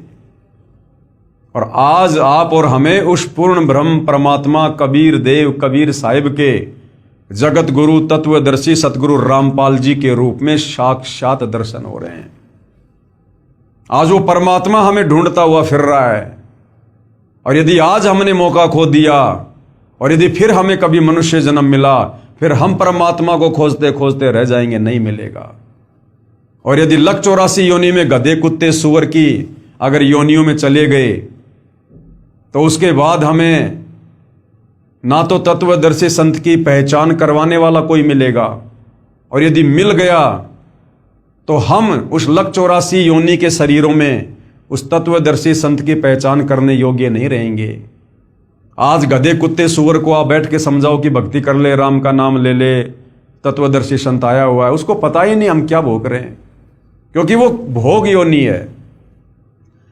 अब वो भोग योनि भोग रहा है वो जीव, क्योंकि वो भी हमारी तरह कभी मनुष्य था, स्त्री या पुरुष, और उसको भी लोगों ने बताया, समझाया कि भाई भक्ति कर ले, परमात्मा आए हुए हैं। लेकिन वो अफलातुनी में रह गया कि किसने देखा भगवान, सब डींग मारते हैं, कुछ नहीं है, अपना काम धंधा करो, अपने बच्चों का पालन पोषण करो, यही भक्ति है, यही धर्म है बस। और यही छोटी मोटी साधना करता रहता था। अब वो भाई शरीर छोड़ने के बाद सत भक्ति उसकी बनी नहीं, सीधा 184 योनियों में काल ने ठोक दिया। अब वो अपना कर्म भोग रहा है, जो कर्म उसने मनुष्य योनि में किया था, शास्त्र विरुद्ध साधना करके, संतों की बातों को कानों के ऊपर से टाल दिया। आज वो गधा, कुत्ता, सुअर बनकर असहनीय पीड़ा भोग रहा है। जो सुबह उठते जूस पीता था, चाय पीता था, दिन में 3 बार बढ़िया बढ़िया भोजन खाया करता था, महंगे महंगे कपड़े पहनता था, नौकरी करता था, गाड़ियों में घूमता था, आज वो गधा बन के नंगा होके घूम रहा है।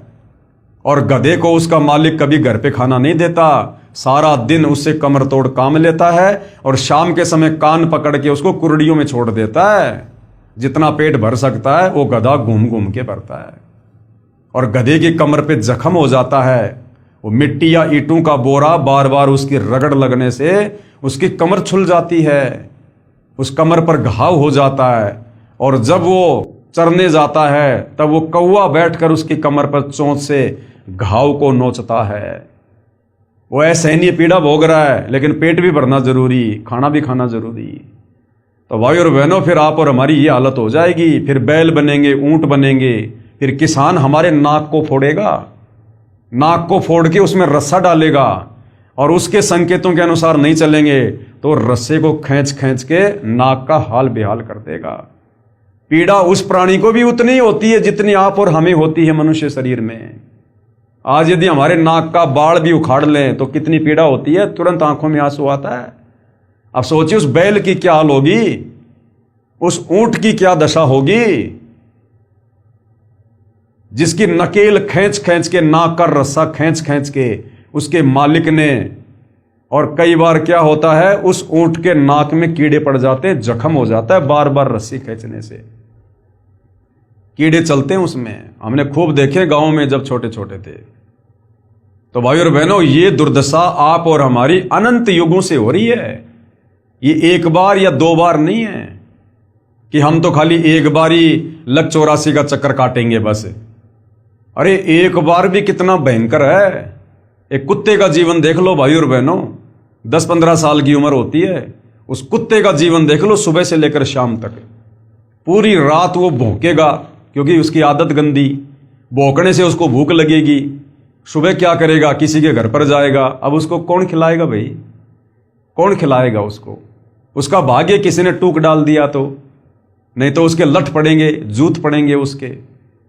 भूखा मर रहा है, क्या करेगा? घर घर दौड़ेगा, ना जाने कितने घरों में जाएगा एक टूक के लिए। किसी भगवान ने टूक डाल भी दिया, मिट्टी में डालेगा। अब एक टूक से कुत्ते का पेट भरेगा क्या? जो कुत्ता इंसान से ज्यादा भोजन खाता है, एक टूक से उसकी भूख और ज्यादा बढ़ जाती है, साथ में मिट्टी खाएगा। जबरदस्ती किसी की रसोई में घुसने का प्रयास करेगा, घरवाला लठ मारेगा, फिर प्यों प्यों करता हुआ दौड़ेगा। 10-15 घरों में घूम के आएगा, फिर भी पेट नहीं भरेगा। फिर कहां जाएगा?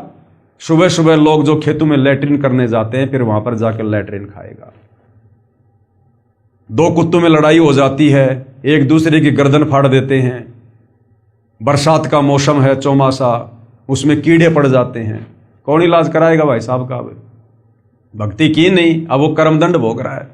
कीड़े पड़ गए, जख्म हो गया, ना ढंग से खाया जा रहा, ना बैठा जा रहा, ना सोया जा रहा है, गर्दन हिला हिला के कभी किसी पानी में जाएगा, कभी कहां जाएगा। लेकिन वो कर्म तो भाई भोगना पड़ेगा। परमात्मा कहते हैं, तुमने उस दरगाह का महल नहीं देखा, धर्मराज के तिल तिल का लेखा। जैसे कर्म मनुष्य योनि में किए थे भक्ति ना करके, अब वो कर्म भोग रहा है। खुजली हो जाती है, खुजली, पूरा शरीर छुल जाता है, बाल उड़ जाते हैं। और ऐसे कुत्ते को तो कोई अपने आसपास भी नहीं फटकने देता, लगाएगा बीमारी, लठ मारते हैं दूर से। वो जाता है भोजन के लिए और लोग दूर से उसको पत्थर मारते हैं, लठ मारते हैं। कभी एक्सीडेंट में कोई गाड़ी वगैरह, कोई मोटरसाइकिल का पहिया उसके पैर पे चढ़ जाता है, क्योंकि अहंकारी जीव है, तभी तो वो कुत्ता बना। मनुष्य जन्म में अहंकारी था, तभी तो उसको कुत्ते की योनि मिली। और कुत्ते क्या करते हैं? रोड पर बैठेंगे बीच में, और गाड़ी बिल्कुल नजदीक आने वाली होगी तब जरा सा हटेंगे। तो कई बार क्या होता है, गाड़ी का पहिया उसके ऊपर ही चढ़ जाता है और पैर टूट गया, कमर टूट गई, घिसट घिसट के चलेगा, घिसट घिसट के। ऐसी दुर्गति से एक कुत्ते का जीवन।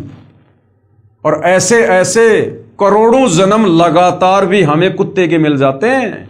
मनुष्य जन्म में जो बीज हमने बोए होते हैं कुकर्मों के, शास्त्र विरुद्ध साधना के, जरूरी नहीं है कि एक बार लक 84 योनि भोगने के बाद हमें जो मनुष्य जन्म मिलता है वो खाली एक एक शरीर धारण करके मिलता है। नहीं, अगर एक बार आप जी कुत्ते की योनि में चले गए तो जरूरी नहीं है कि एक बार कुत्ते की योनि भोगने से पीछा छूट जाएगा। नहीं, वो एक कुत्ते की योनि हमें लाखों करोड़ों बार भी भोगनी पड़ सकती है लगातार। और करोड़ों बार जब एक ही कुत्ते की योनि भोग लेंगे, इतने कष्ट भोग लेंगे, उसके बाद फिर दूसरी योनि में डालेगा काल। जिस प्रकार हमने जैन धर्म के 24वें तीर्थकर महावीर स्वामी का जीवन पढ़ा, 20 करोड़ बार बिल्ली, 20 करोड़ बार कुत्ता फलाना दिखना लगातार। क्योंकि परमात्मा का विधान है, शराब पीवे कड़वा पानी, 70 जन्म कुत्ते के जानी। जो व्यक्ति एक बार शराब पीता है, एक घूंट यानी एक कप जो शराब पीता है, उसका क्या फल है? 70 बार लगातार उसको कुत्ते के जन्म मिलेंगे। तो सोचिए पूरे जीवन में वो व्यक्ति कितनी शराब पिएगा। अब उस हिसाब से लगा लो भाई और बहनों, एक दिन शराब पीने से 70 जन्म कुत्ते के।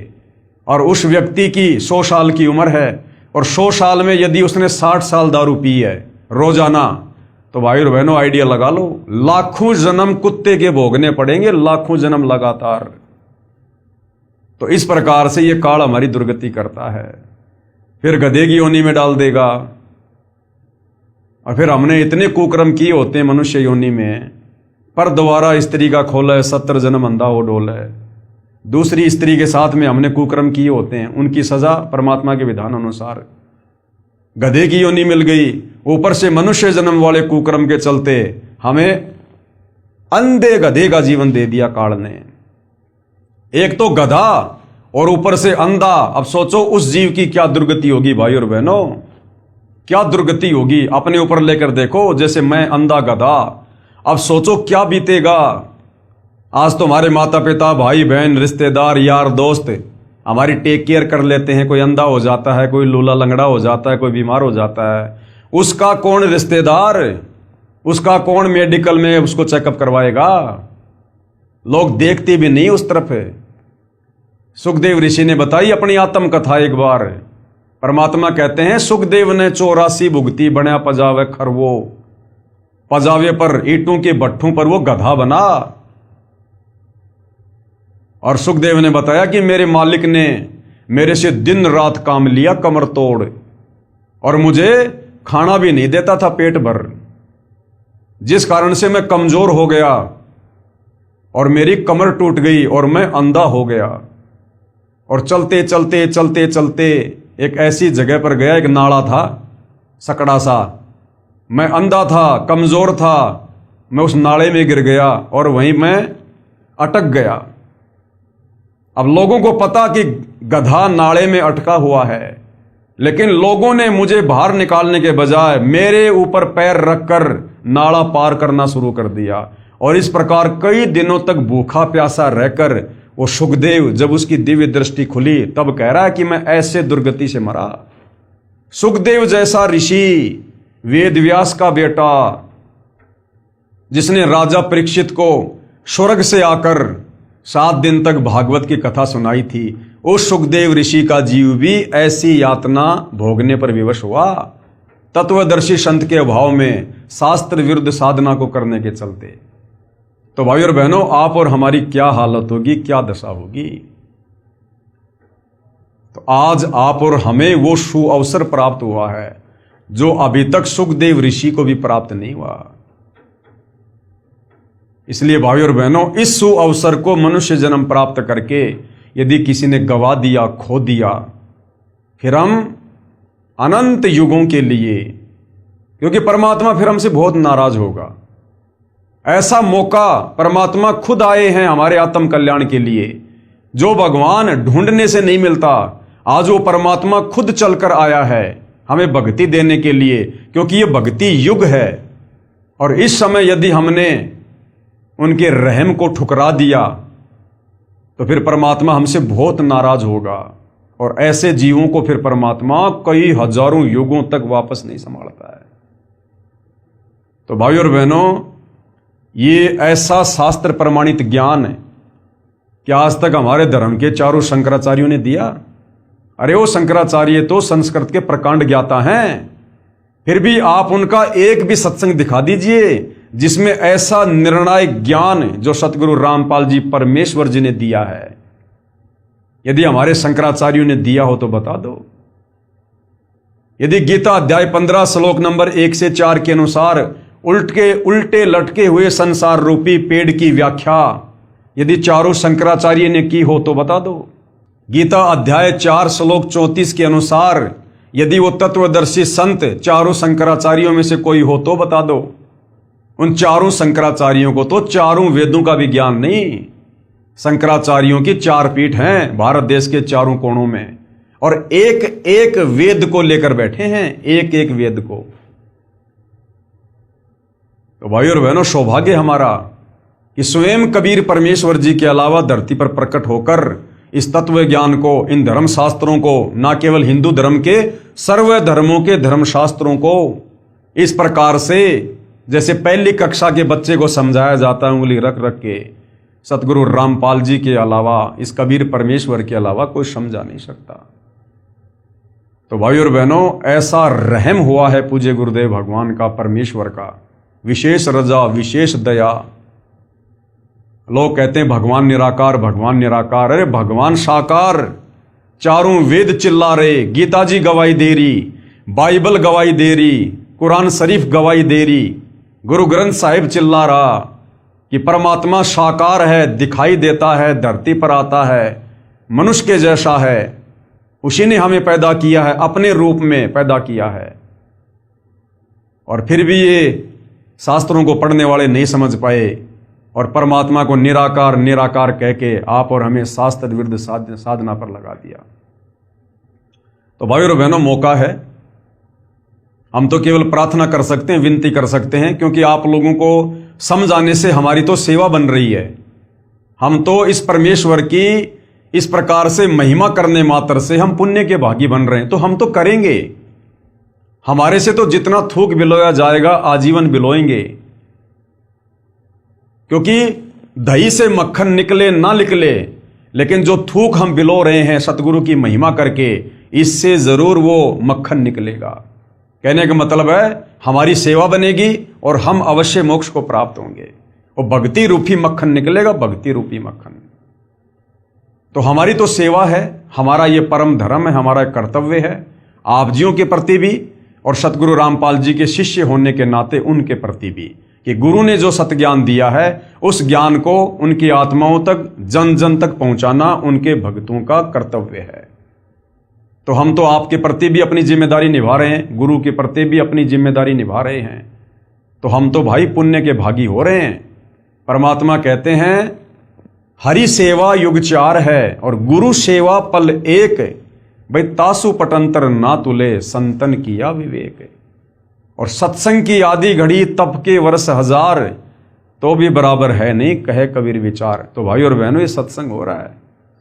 तत्वदर्शी संत के बाद यदि कोई सत्संग कर सकता है तो उनके शिष्य, क्योंकि इस ज्ञान को वही आगे फैला सकता है जिसको अपने गुरु से तत्व ज्ञान प्राप्त है। तो भाई और बहनों, इस 4 दिन की चक्काचौंध के चक्कर में, इस झूठी विज्ञान के आविष्कार के चक्कर में और इस झूठी मान बढ़ाई में जो थोड़े बहुत सुख आप जी भोग रहे हो वर्तमान में मनुष्य जन्म प्राप्त करके, ये कबीर परमात्मा सतगुरु रामपाल जी की विशेष मेहर और दया समझो।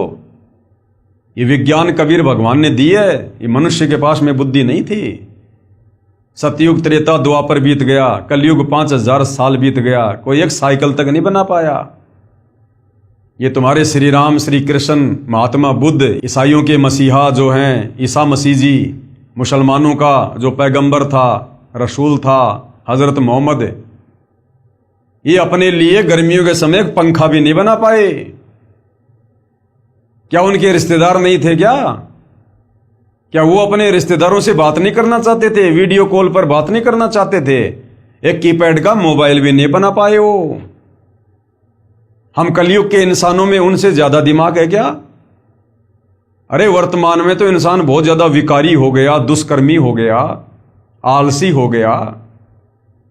वो तो बहुत अच्छी आत्मा थी। उस समय तो उनके पास में भक्ति धन था, उनके पुण्य थे, सदाचारी थे, निर्विकारी थे। उनमें ये बुद्धि क्यों नहीं आई? उनको ये समझ क्यों नहीं आई? ये मटेरियल जो आज जमीन खोद खोद के वैज्ञानिकों ने ये उपकरण बनाए हैं, ये जमीन, वो खाने, वो मटेरियल उस समय भी जमीन में था। वो क्यों नहीं लगा पाए फैक्ट्री? वो क्यों नहीं बना पाए वैज्ञानिक वो उपकरण?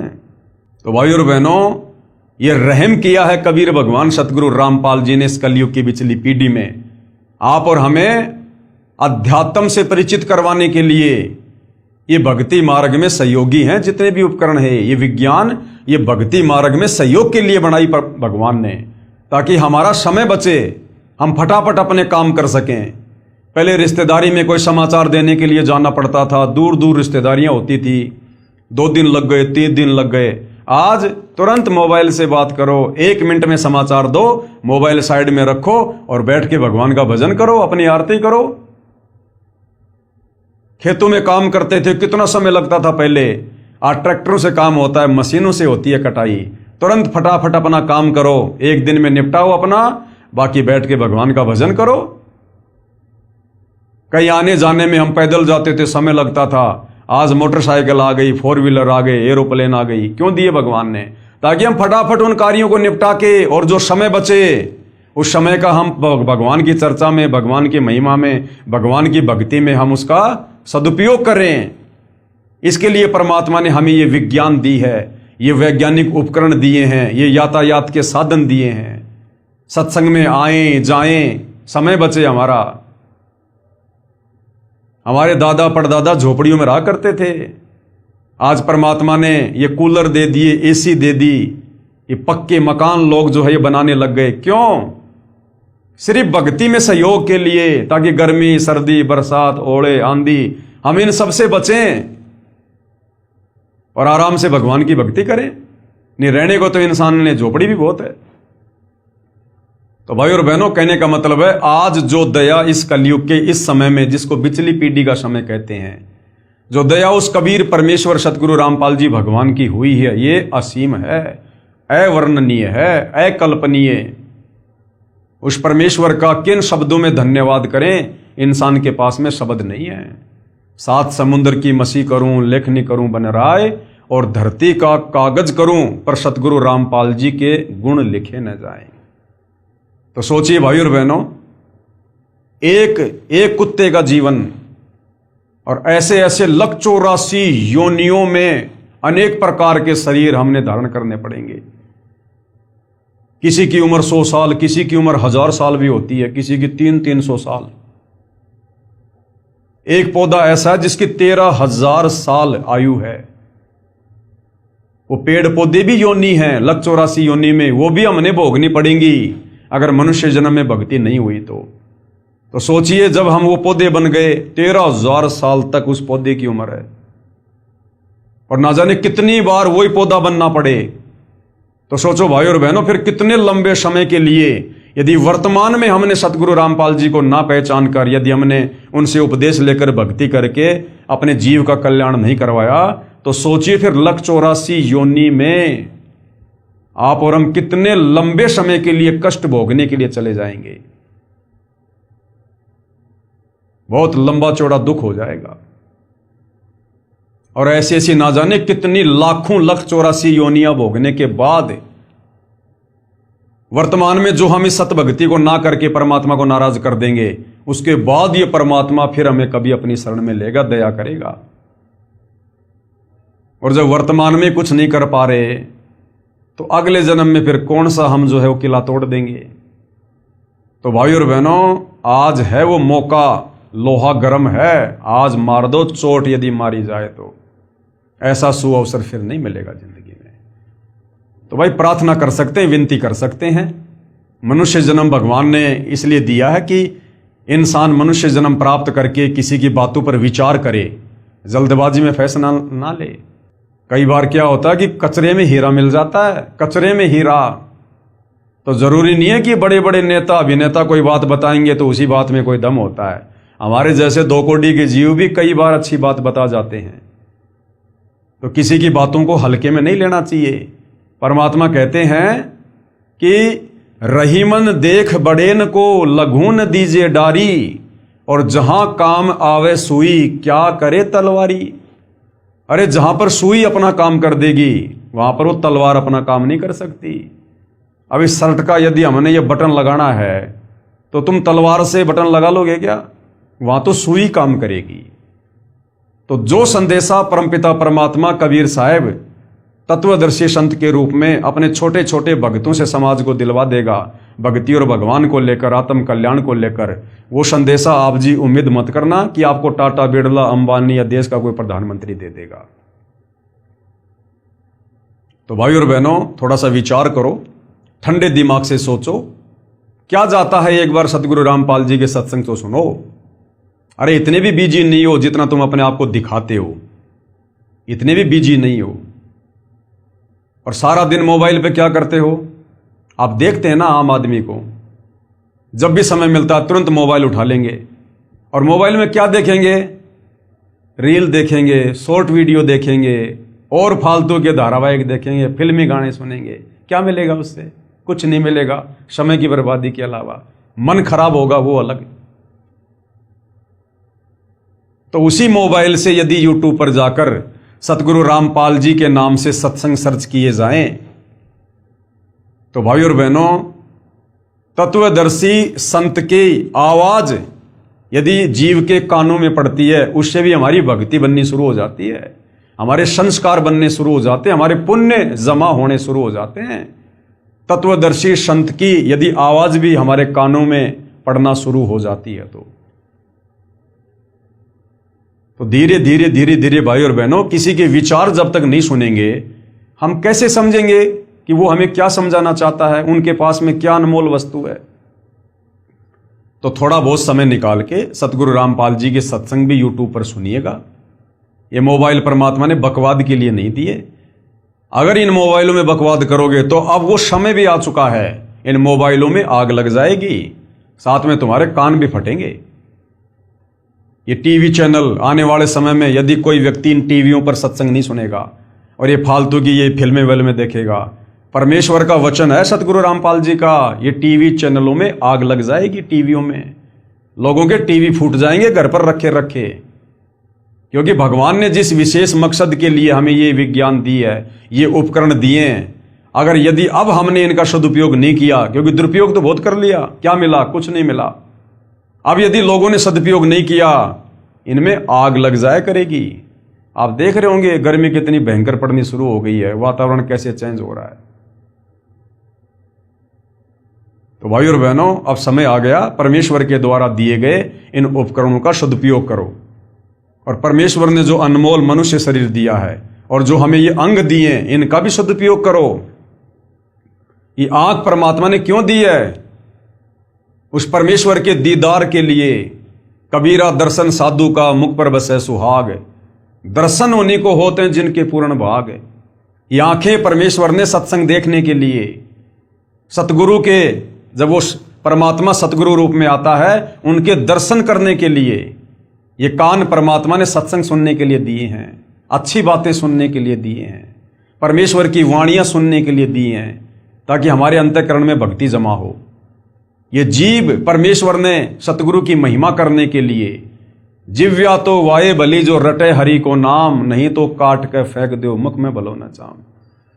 अगर मनुष्य जन्म प्राप्त करके इस जिव्या से यदि हमने सतगुरु का गुणगान नहीं किया, सतगुरु की महिमा नहीं की, यदि हमने सतगुरु का ज्ञान प्रचार नहीं किया, सतगुरु के द्वारा दिए गए मंत्रों का जाप नहीं किया, तो अगले जन्म में परमात्मा जीव छीन लेगा। यानी गधे बनेंगे, लक 84 में जाएंगे, बैल बनेंगे, जीव भी होगी, लेकिन हम जीव का सदुपयोग नहीं कर पाएंगे। कल को यदि उस बैल के पैर में कोई कील चुभ गई, वो बैल जिसके मुंह में जीभ है, वो बोल के नहीं बता सकता कि मेरे पैर में कील चुभी है, मुझे पीड़ा हो रही है। क्यों? क्योंकि आपने मनुष्य जन्म में उस जीव्या का सदुपयोग नहीं किया। किसी को गाली दी, किसी को उल्टा बोला है, और फालतू की बातों में, निंदा चुगली में अपनी जीव का दुरुपयोग किया।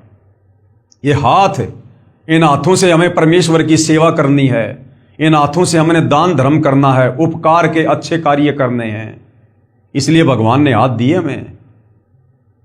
और इन हाथों से यदि हम दुष्कर्म करेंगे, किसी का यदि हम कोई बुरा करेंगे, मार पिटाई करेंगे, तो परमेश्वर इनको भी छीन लेगा, क्योंकि हमने उसके द्वारा दिए गए अंगों का दुरुपयोग किया है। इसी प्रकार भाई और बहनों, परमेश्वर के द्वारा दिया गया अनमोल शरीर और ये अनमोल समय और ये विज्ञान, हमने इन सब का जगत गुरु तत्वदर्शी सतगुरु रामपाल जी परमेश्वर जी की शरण में आकर सदुपयोग करना है। और सतगुरु रामपाल जी की शरण से बेहतर सदुपयोग इस समय का और इस मनुष्य जीवन का ये और कहीं नहीं हो सकता है। बाकी तो आप बर्बाद ही बर्बाद करोगे, अपने कर्म ही कर्म फोड़ोगे।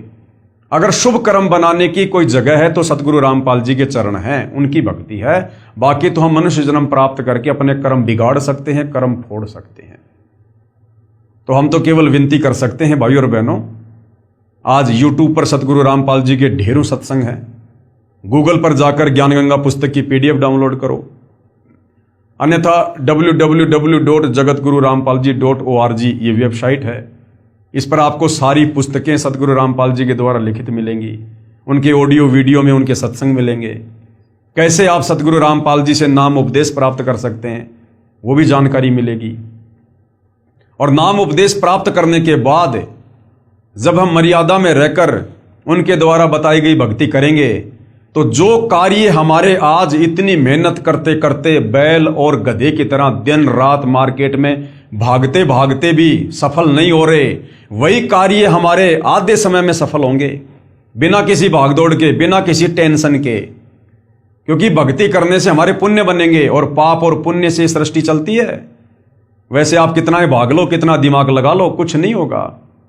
एक आदमी करोड़ों रुपए लगा के धंधा करता, फेल हो जाता है, और एक आदमी छोटे से समोसे की दुकान खोलता है, माला माल हो जाता है, अपने पुण्य और पाप के कारण। तो वर्तमान में कलयुग है। हमारे जो पुण्य थे हमने 3 युगों में खा लिए, खर्च कर लिए, मौज मस्ती करके, राजा महाराजा के जीवन प्राप्त करके। अब है कलयुग, चौथा युग। अब बच गए पाप कर्म। अब पाप कर्म से दुख संकट परेशानी आती हैं। मेहनत करते करते घर का खर्चा नहीं चलता। आदमी फिर क्या करता है, गलत रास्ते अपनाता है, चोरी जारी ठगी मिलावट रिश्वतखोरी, और ज्यादा कर्म बिगड़ने शुरू हो जाते हैं। घर में पैसा तो आता दिखाई देता है, लेकिन हमारे कर्म कितने बिगड़ रहे हैं। और जब उन कर्मों का दंड भोगने का समय आएगा, फिर रोएंगे ऊपर मुंह करके, हे भगवान मैंने क्या कर दिया। तो भाई और बहनों, आज इतना अच्छा मौका है, जो कार्य आज आप 18-18 घंटे करके ओवर टाइम करके और फिर भी आप इतना मेहनताना प्राप्त नहीं कर पा रहे, सतगुरु रामपाल जी की शरण में आने के बाद आपको ओवर टाइम भी करने की जरूरत नहीं पड़ेगी। उस परमेश्वर की शक्ति से, समर्थता से आप और हमारे कार्य चुटकियों में सिद्ध होंगे। चुटकियों में आंखों में आंसू भर भर के रोया करेंगे, परमात्मा पहले सद्बुद्धि क्यों नहीं आई, पहले क्यों गधे और बैल की तरह भाग रहा था अज्ञानता में। क्योंकि फिर भगवान भगत को भक्ति के लिए समय भी देगा और भगत के विश्वास के लिए उसके कार्य भी सिद्ध करेगा अपनी तरफ से, अपनी समर्थता से। और कैसे कार्य होंगे, सतगुरु रामपाल जी कहते हैं, जैसे पहले हम इन पशुओं को चारा खिलाने के लिए और हाथ का जो गंडासा होता था उससे वो चारा काटा करते थे हम। कितना समय लगता था, 2-3 घंटे, तब जाकर 1 या 2 पशुओं के लिए 2 छाबड़ी 1 छाबड़ी चारा होता था। और आज लाइट आ गई, जिसने लाइट का कनेक्शन ले लिया, घर में मोटर लगा ली और चारा काटने वाली मशीन लगा ली, आज वो 1 घंटे में पूरे गांव के पशुओं के लिए चारा काट सकता है। तो पावर का उसने कनेक्शन ले लिया, जिस कारण से अब वो इतने कम समय में इतना लाभ प्राप्त कर रहा है। तो जब तक हम सतगुरु रामपाल जी की शरण में नहीं आते हैं, तब तक समझो हम जो भी मेहनत कर रहे हैं ना, हम हाथ के गंडासे से सारा काम कर रहे हैं।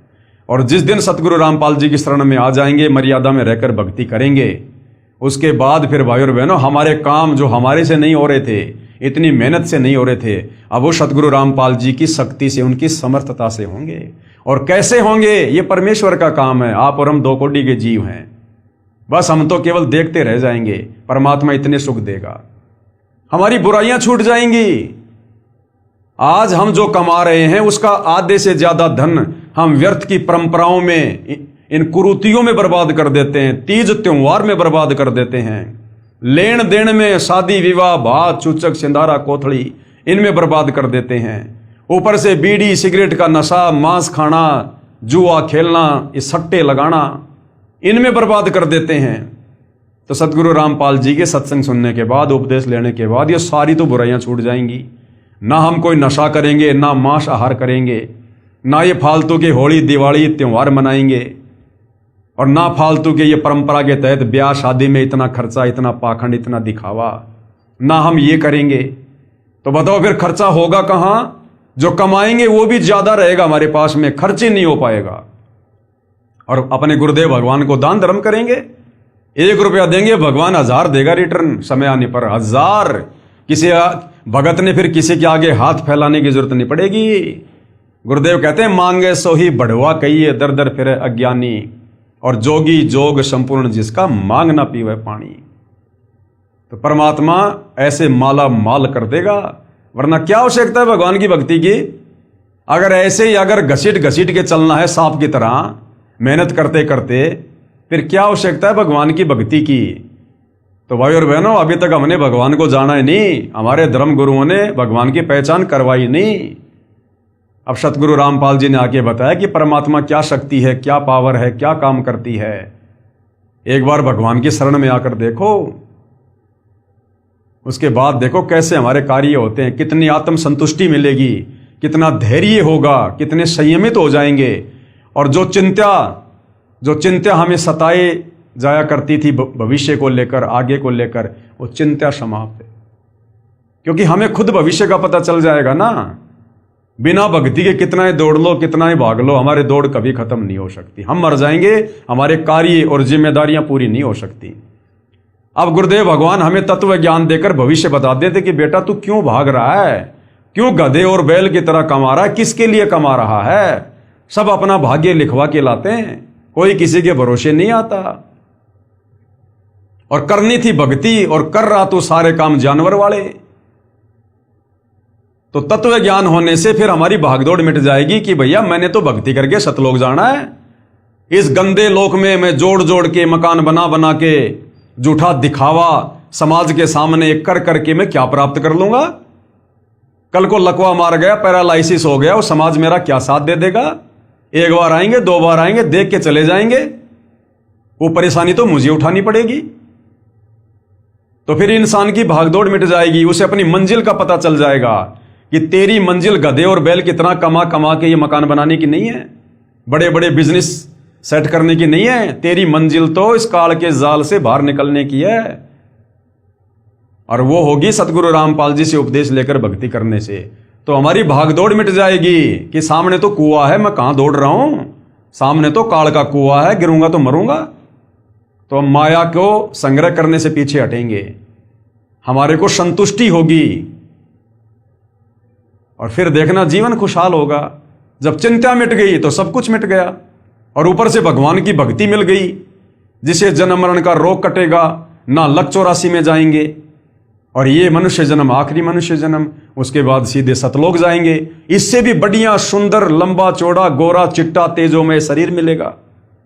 वहां ना सतलोक में कोई काम करना, ना वहां कोई लड़ाई झगड़ा, ना कोई टेंशन, ना कोई भागा दौड़ी, कुछ नहीं। अपने कबीर भगवान के भंडार से सारी सुविधा है, हम तो सोच भी नहीं सकते इस गंदे लोक में। जैसे गुरुदेव कहते हैं, एक तो नमक की बोरी और एक खंड की बोरी, दोनों का रंग एक जैसा, लेकिन नमक का स्वाद अलग है और बूरा का स्वाद अलग है। तो ऐसे ही भाई और बहनों, जैसा ये हमें दिखाई दे रहा है ना, यहां पर कितना अच्छा ये धरती, बाग बगीचे, घूमने फिरने की जगह, पहाड़, नदियां, ऐसा ही सतलोक है। ये 21 ब्रह्मांड सतलोक का ही एक टुकड़ा है। लेकिन यहां तो ये 5 तत्व से बने हुए हैं, ये मिट्टी और पत्थर के हैं, वहां पर वो नूर के हैं, हीरे मोती लाल के पहाड़ हैं, वहां पर दूध दही शहद की नदियां बहती हैं, सबके अपने अपने पर्सनल बड़े बड़े महल हैं, सबके महलों के आगे पर्सनल विमान हैं, और जो हमारी इच्छा होगी वो ही तुरंत वहां पर होने लग जाएगा। इच्छा से, हाथ पैर नहीं चलाने वहां पर, बस इच्छा की कि भोजन इसी समय तुरंत जो चाहोगे, जितने प्रकार के पकवान चाहोगे, बस इच्छा करने की जरूरत है, तुरंत सामने टेबल पर लगे हुए मिलेंगे। नूरी भोजन, उस भोजन को करने के बाद कोई पेशाब नहीं, कोई लेटरिन नहीं, कोई डकार नहीं, कोई पेट नहीं फूलना, ना किसी की तोंद आनी, ना कोई कमजोर होना, ना शरीर में कोई रोग है, कुछ नहीं, ना कोई दाढ़ी वाड़ी करनी रोजाना फाजाना, कुछ नहीं वहां पर, ना रोजाना कोई कपड़े बदलने, वहां पर अमर चीर हैं, अमर वस्त्र हैं, ना कपड़ों को धोने की जरूरत है, ना साबुन लाने की जरूरत है, ना माता पिता को अपने बच्चों की चिंता, ना वहां कोई गुमता है, ना वहां किसी सिंह, भेड़िए, भालू, सांप का कोई डर है। तो भाई और बहनों, वहां का तो वर्णन ही करना नामुमकिन है।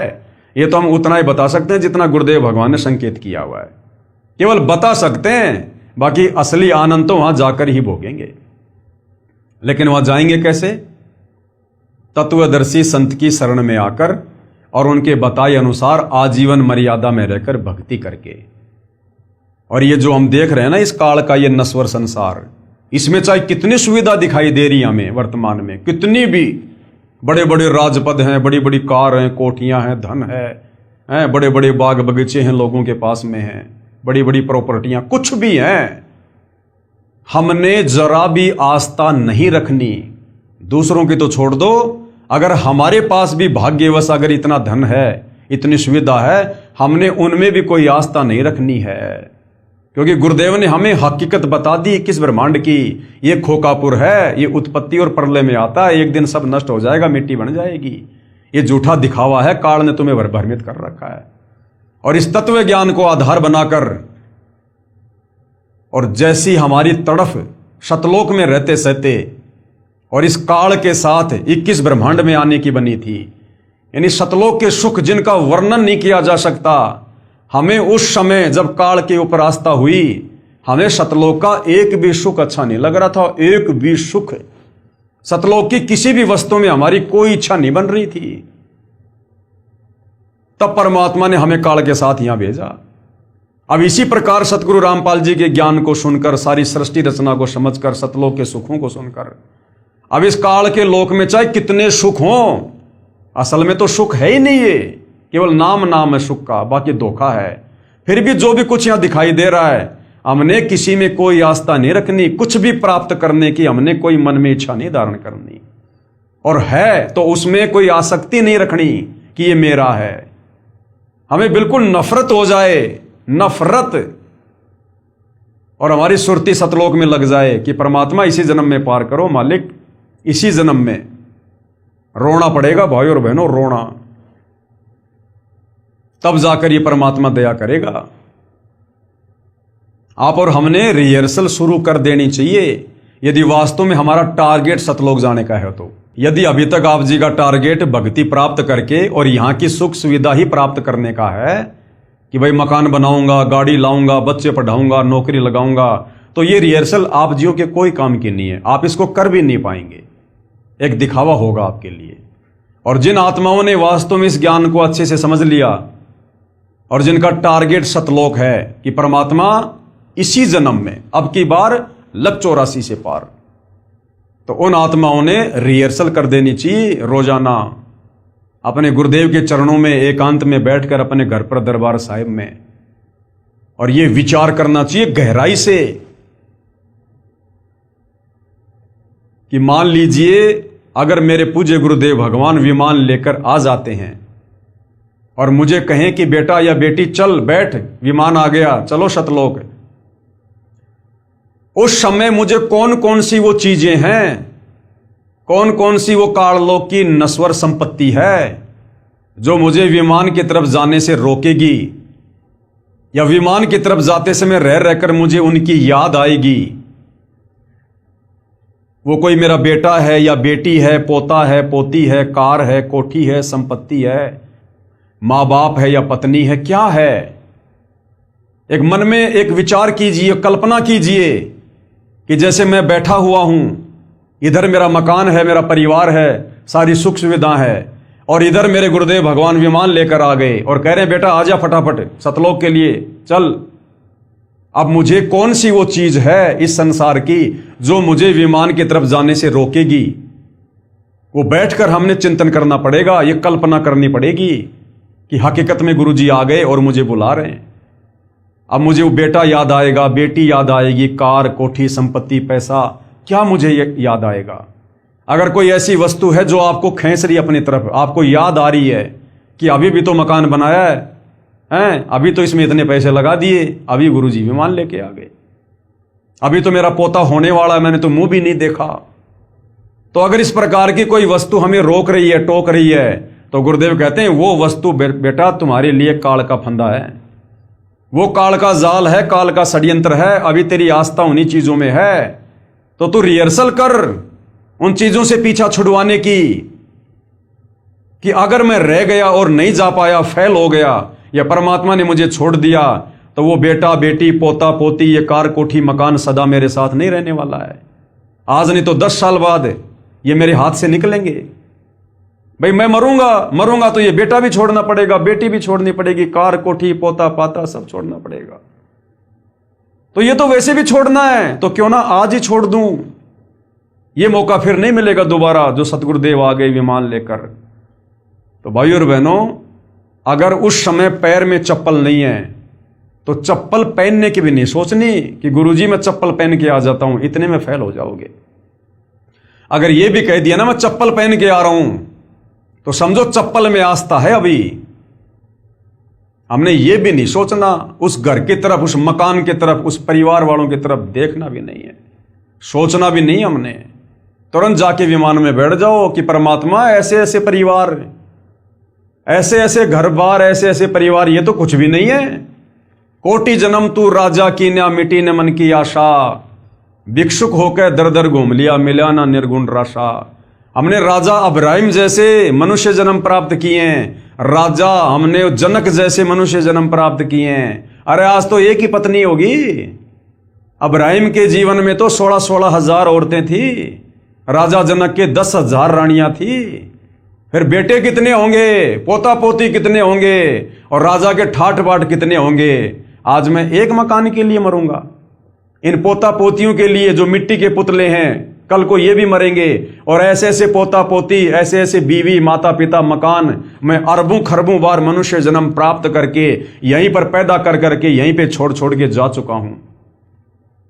तो इस एक को छोड़ने में मुझे क्या देरी, क्या दिक्कत है, जब मुझे सदा सदा के लिए मुझे ओरिजिनल पोता पोती, बेटा बेटी, कार कोठी सब कुछ मिलेगा, एक नूर का मिलेगा, तत्व का मिलेगा। तो भाई और बहनों, हमने इस काल के जाल को इस प्रकार से चिंतन करके हमने खुद ही काटना पड़ेगा। नहीं तो अंत समय में यदि इस प्रकार की वृत्ति हमारी, क्योंकि भगवान तो इसी प्रकार से आएंगे लेने के लिए, अचानक से आएंगे कि बेटा आ जा, विमान तैयार है, और किसी को दिखाई नहीं देगा, हमें दिखाई देगा। और यदि उस समय हमारी आस्था किसी में जरा सी भी रह गई, हम तो रह गए, काम बिगड़ गया। भगवान तो अंदर से देखेगा ना, ऊपर से चाहे तुम कैसा भी दिखावा करो, गुरुजी तो अंदर से देखेंगे कि इसके अंदर क्या चल रहा है, किन चीजों में इसका प्यार, प्रेम, मोह, ममता, आसक्ति है। तो भाई और बहनों, हमने आज से ही गुरुदेव के चरणों में बैठकर इस प्रकार के रिहर्सल शुरू कर देनी चाहिए, तब जाकर हम अंत समय में इस परीक्षा में सफल हो पाएंगे। ये रिहर्सल हमने पहले करनी पड़ेगी। अब कोई पहलवान है, उसने इंटरनेशनल लेवल पर कुश्ती करने जाना है, तो सीधा थोड़ी जाता वो, पहले यहां उसको रिहर्सल करवाई जाती है, उसकी देह तुड़वाई जाती है, तब जाकर 2, 4, 5, 10 साल बाद में वो उस लेवल पर खेलने के योग्य बनता है। तो गुरुदेव हमारी यहां पर देह तुड़वा रहे हैं, इस स्थूल शरीर में हमारी रिहर्सल करवा रहे हैं। अब गुरुदेव ने तो सब कुछ बता दिया, सब कुछ कह दिया, जो देना था वो दे दिया भाई और बहनों। अब गुरुदेव के पास इससे ज्यादा देने के लिए कुछ भी नहीं है। अगर इससे ज्यादा, वैसे तो भंडार है मालिक के पास में, लेकिन दे दिया तो हमारी बुद्धि उसको स्वीकार नहीं कर पाएगी। हमारा 1 GB का मेमोरी कार्ड है और भगवान की अनंत करोड़ GB का ज्ञान है। तो भगवान उतना डालेगा जितना हम ले सकते हैं, जितना हमारी कैपेसिटी है। तो हमारी कैपेसिटी के अनुसार परमात्मा ने हमें सारा भक्ति का कोर्स दे दिया, हर प्रकार से समझा दिया, बता दिया। अब भाई और बहनों, आप और हमने ही रिहर्सल करनी पड़ेगी यहां से बाहर निकलने की। जबरदस्ती हाथ पकड़ के काल के साथ किए गए एग्रीमेंट के अनुसार गुरुजी नहीं लेके जाएंगे। तो ये विचार आप और हमने करना है भाई और बहनों। तो बहुत बड़ी दया है, बहुत बड़ी रजा है गुरुदेव भगवान की, जो हम उनके आशीर्वाद से इस घोर, इस कलयुग में अध्यात्म को लेकर इतना चिंतन मनन कर पा रहे हैं। आज इस उम्र में और संसार की चक्काचौंध में, भाग दौड़ में, इस वैज्ञानिक युग में हम संसार की नश्वर चीजों को प्राप्त करने के बजाय, उनमें भागा दौड़ और समय बर्बाद करने के बजाय हम परमात्मा की प्राप्ति के लिए संघर्ष कर रहे हैं, हम प्रयत्न कर रहे हैं। तो भाई और बहनों, ये सतगुरुदेव रामपाल जी भगवान के विशेष आशीर्वाद और उनके संरक्षण के बिना नहीं हो सकता। अगर आप इतना सब कुछ सोच रहे हैं, विचार कर रहे हैं, तो समझ लो आपकी जमानत गुरुदेव भगवान ने काल से ले रखी है। और जो काल के अंडर में है, देख लो उनकी क्या दुर्गति हो रही है। दिन रात इधर से उधर भाग रहे हैं, इधर से उधर, भूल गए भक्ति और भगवान को भी। तो भाई और बहनों, विनती कर सकते हैं, प्रार्थना कर सकते हैं। बाकी सोचना, समझना, विचार करना, चिंतन मंथन करना, ये देखो आप और हमने स्वयं ही करना पड़ेगा। हमने हर दिन को ये सोचकर भक्ति मार्ग पर चलना होगा कि आज मेरा इस काल के लोक में अंतिम दिन है, कभी भी गुरुदेव भगवान मुझे लेने आ सकते हैं। अब मुझे क्या करना चाहिए, किस प्रकार से तैयार रहना चाहिए। जिस प्रकार लड़की होती है, जब उसका दूल्हा उसको लेने के लिए आता है शादी करने के लिए, वो लड़की इतनी तैयार रहती है, वो ऊपर से दिखावा करेगी रोने का, धोने का, मायूस रहने का, लेकिन अंदर से उसके लड्डू फूट रहे होते हैं। वो जाते समय माँ बाप, भाई बहन, उस मकान को, उस जमीन को, वो सबको नजरअंदाज कर देती है। उसको केवल अपना पति दिखाई देता है कि मैं अपने पति के साथ जाऊंगी अपने नए घर में। तो उसी प्रकार से भाई और बहनों, आप और हमने भी, हमारा जो पति है, जो परमेश्वर है, हमने उसके साथ जाने के लिए इस प्रकार से अंदर से तैयार होना है। बाहर से तो जब तक जिएंगे तब तक जैसी जिम्मेदारी है सब निभाएंगे, प्यार प्रेम से भी रहेंगे, काम धंधा भी करेंगे जब तक हाथ घोड़े चलेंगे, लेकिन अंदर से उस लड़की की तरह और किसी में कोई आस्था नहीं होनी चाहिए। लोग 1-1 इंच जमीन के टुकड़े के लिए लड़ मरते हैं और वो लड़की अपने बाप की करोड़ों की संपत्ति को ठोकर मार देती है। एक पल भी नहीं सोचती वो कि मेरा हिस्सा, उसको याद भी नहीं आता। उसको तो जो उसका पति लेने के लिए आ रहा है, शादी करने के लिए, बस वो ही दिखाई दे रहा है। तो इसी प्रकार भाई और बहनों, आप और हमने हमारे पति परमेश्वर सतगुरु रामपाल जी और उनका विमान दिखाई देना चाहिए कि मैंने तो अपने ससुराल जाना है, हालांकि है हमारा वो पीहर, लेकिन यहां की तुलना में अब वो हमारा ससुराल हो गया। तो अब हमने सतलोक जाना है हमारे पति परमेश्वर गुरुदेव के साथ में। और यहाँ की ये जमीन जायदाद संपत्ति, माता पिता भाई बंधु, हमने किसी से कोई लेना देना नहीं है। फिर घर में जितने भी उपदेशी हैं सब ने इसी प्रकार से सोचना है। ये नहीं कि सारे भगत बन गए तो लो जी अब बस सारे साथ चलेंगे। यहां ना सारे साथ आए थे ना सारे साथ जाएंगे। सब अपनी अपनी इस प्रकार से रिहर्सल करो। भक्तों से भी ज्यादा आपस में चिपकने की जरूरत नहीं है, उतना ही संबंध रखो जितना आवश्यक है। बाकी समय ज्यादा भगवान की भक्ति में और भजन में। तो भाई और बहनों, केवल प्रार्थना कर सकते हैं, इससे ज्यादा हमारे हाथ में और कुछ नहीं है। तो भाई और बहनों, पवित्र पुस्तक ज्ञान गंगा के ऊपर जो वीडियो बन रहे हैं, आज इस वीडियो में केवल इतना ही। कल परमेश्वर की सेवा में फिर हाजिर होंगे। तब तक गुरुदेव भगवान हम सबको आज्ञा दे, आशीर्वाद दे, सद्बुद्धि दे, हमारा मार्गदर्शन करे, हमें भ्रमने और भटकने से बचाए। बंदी छोड़ सतगुरु रामपाल जी परमेश्वर जी की जय हो।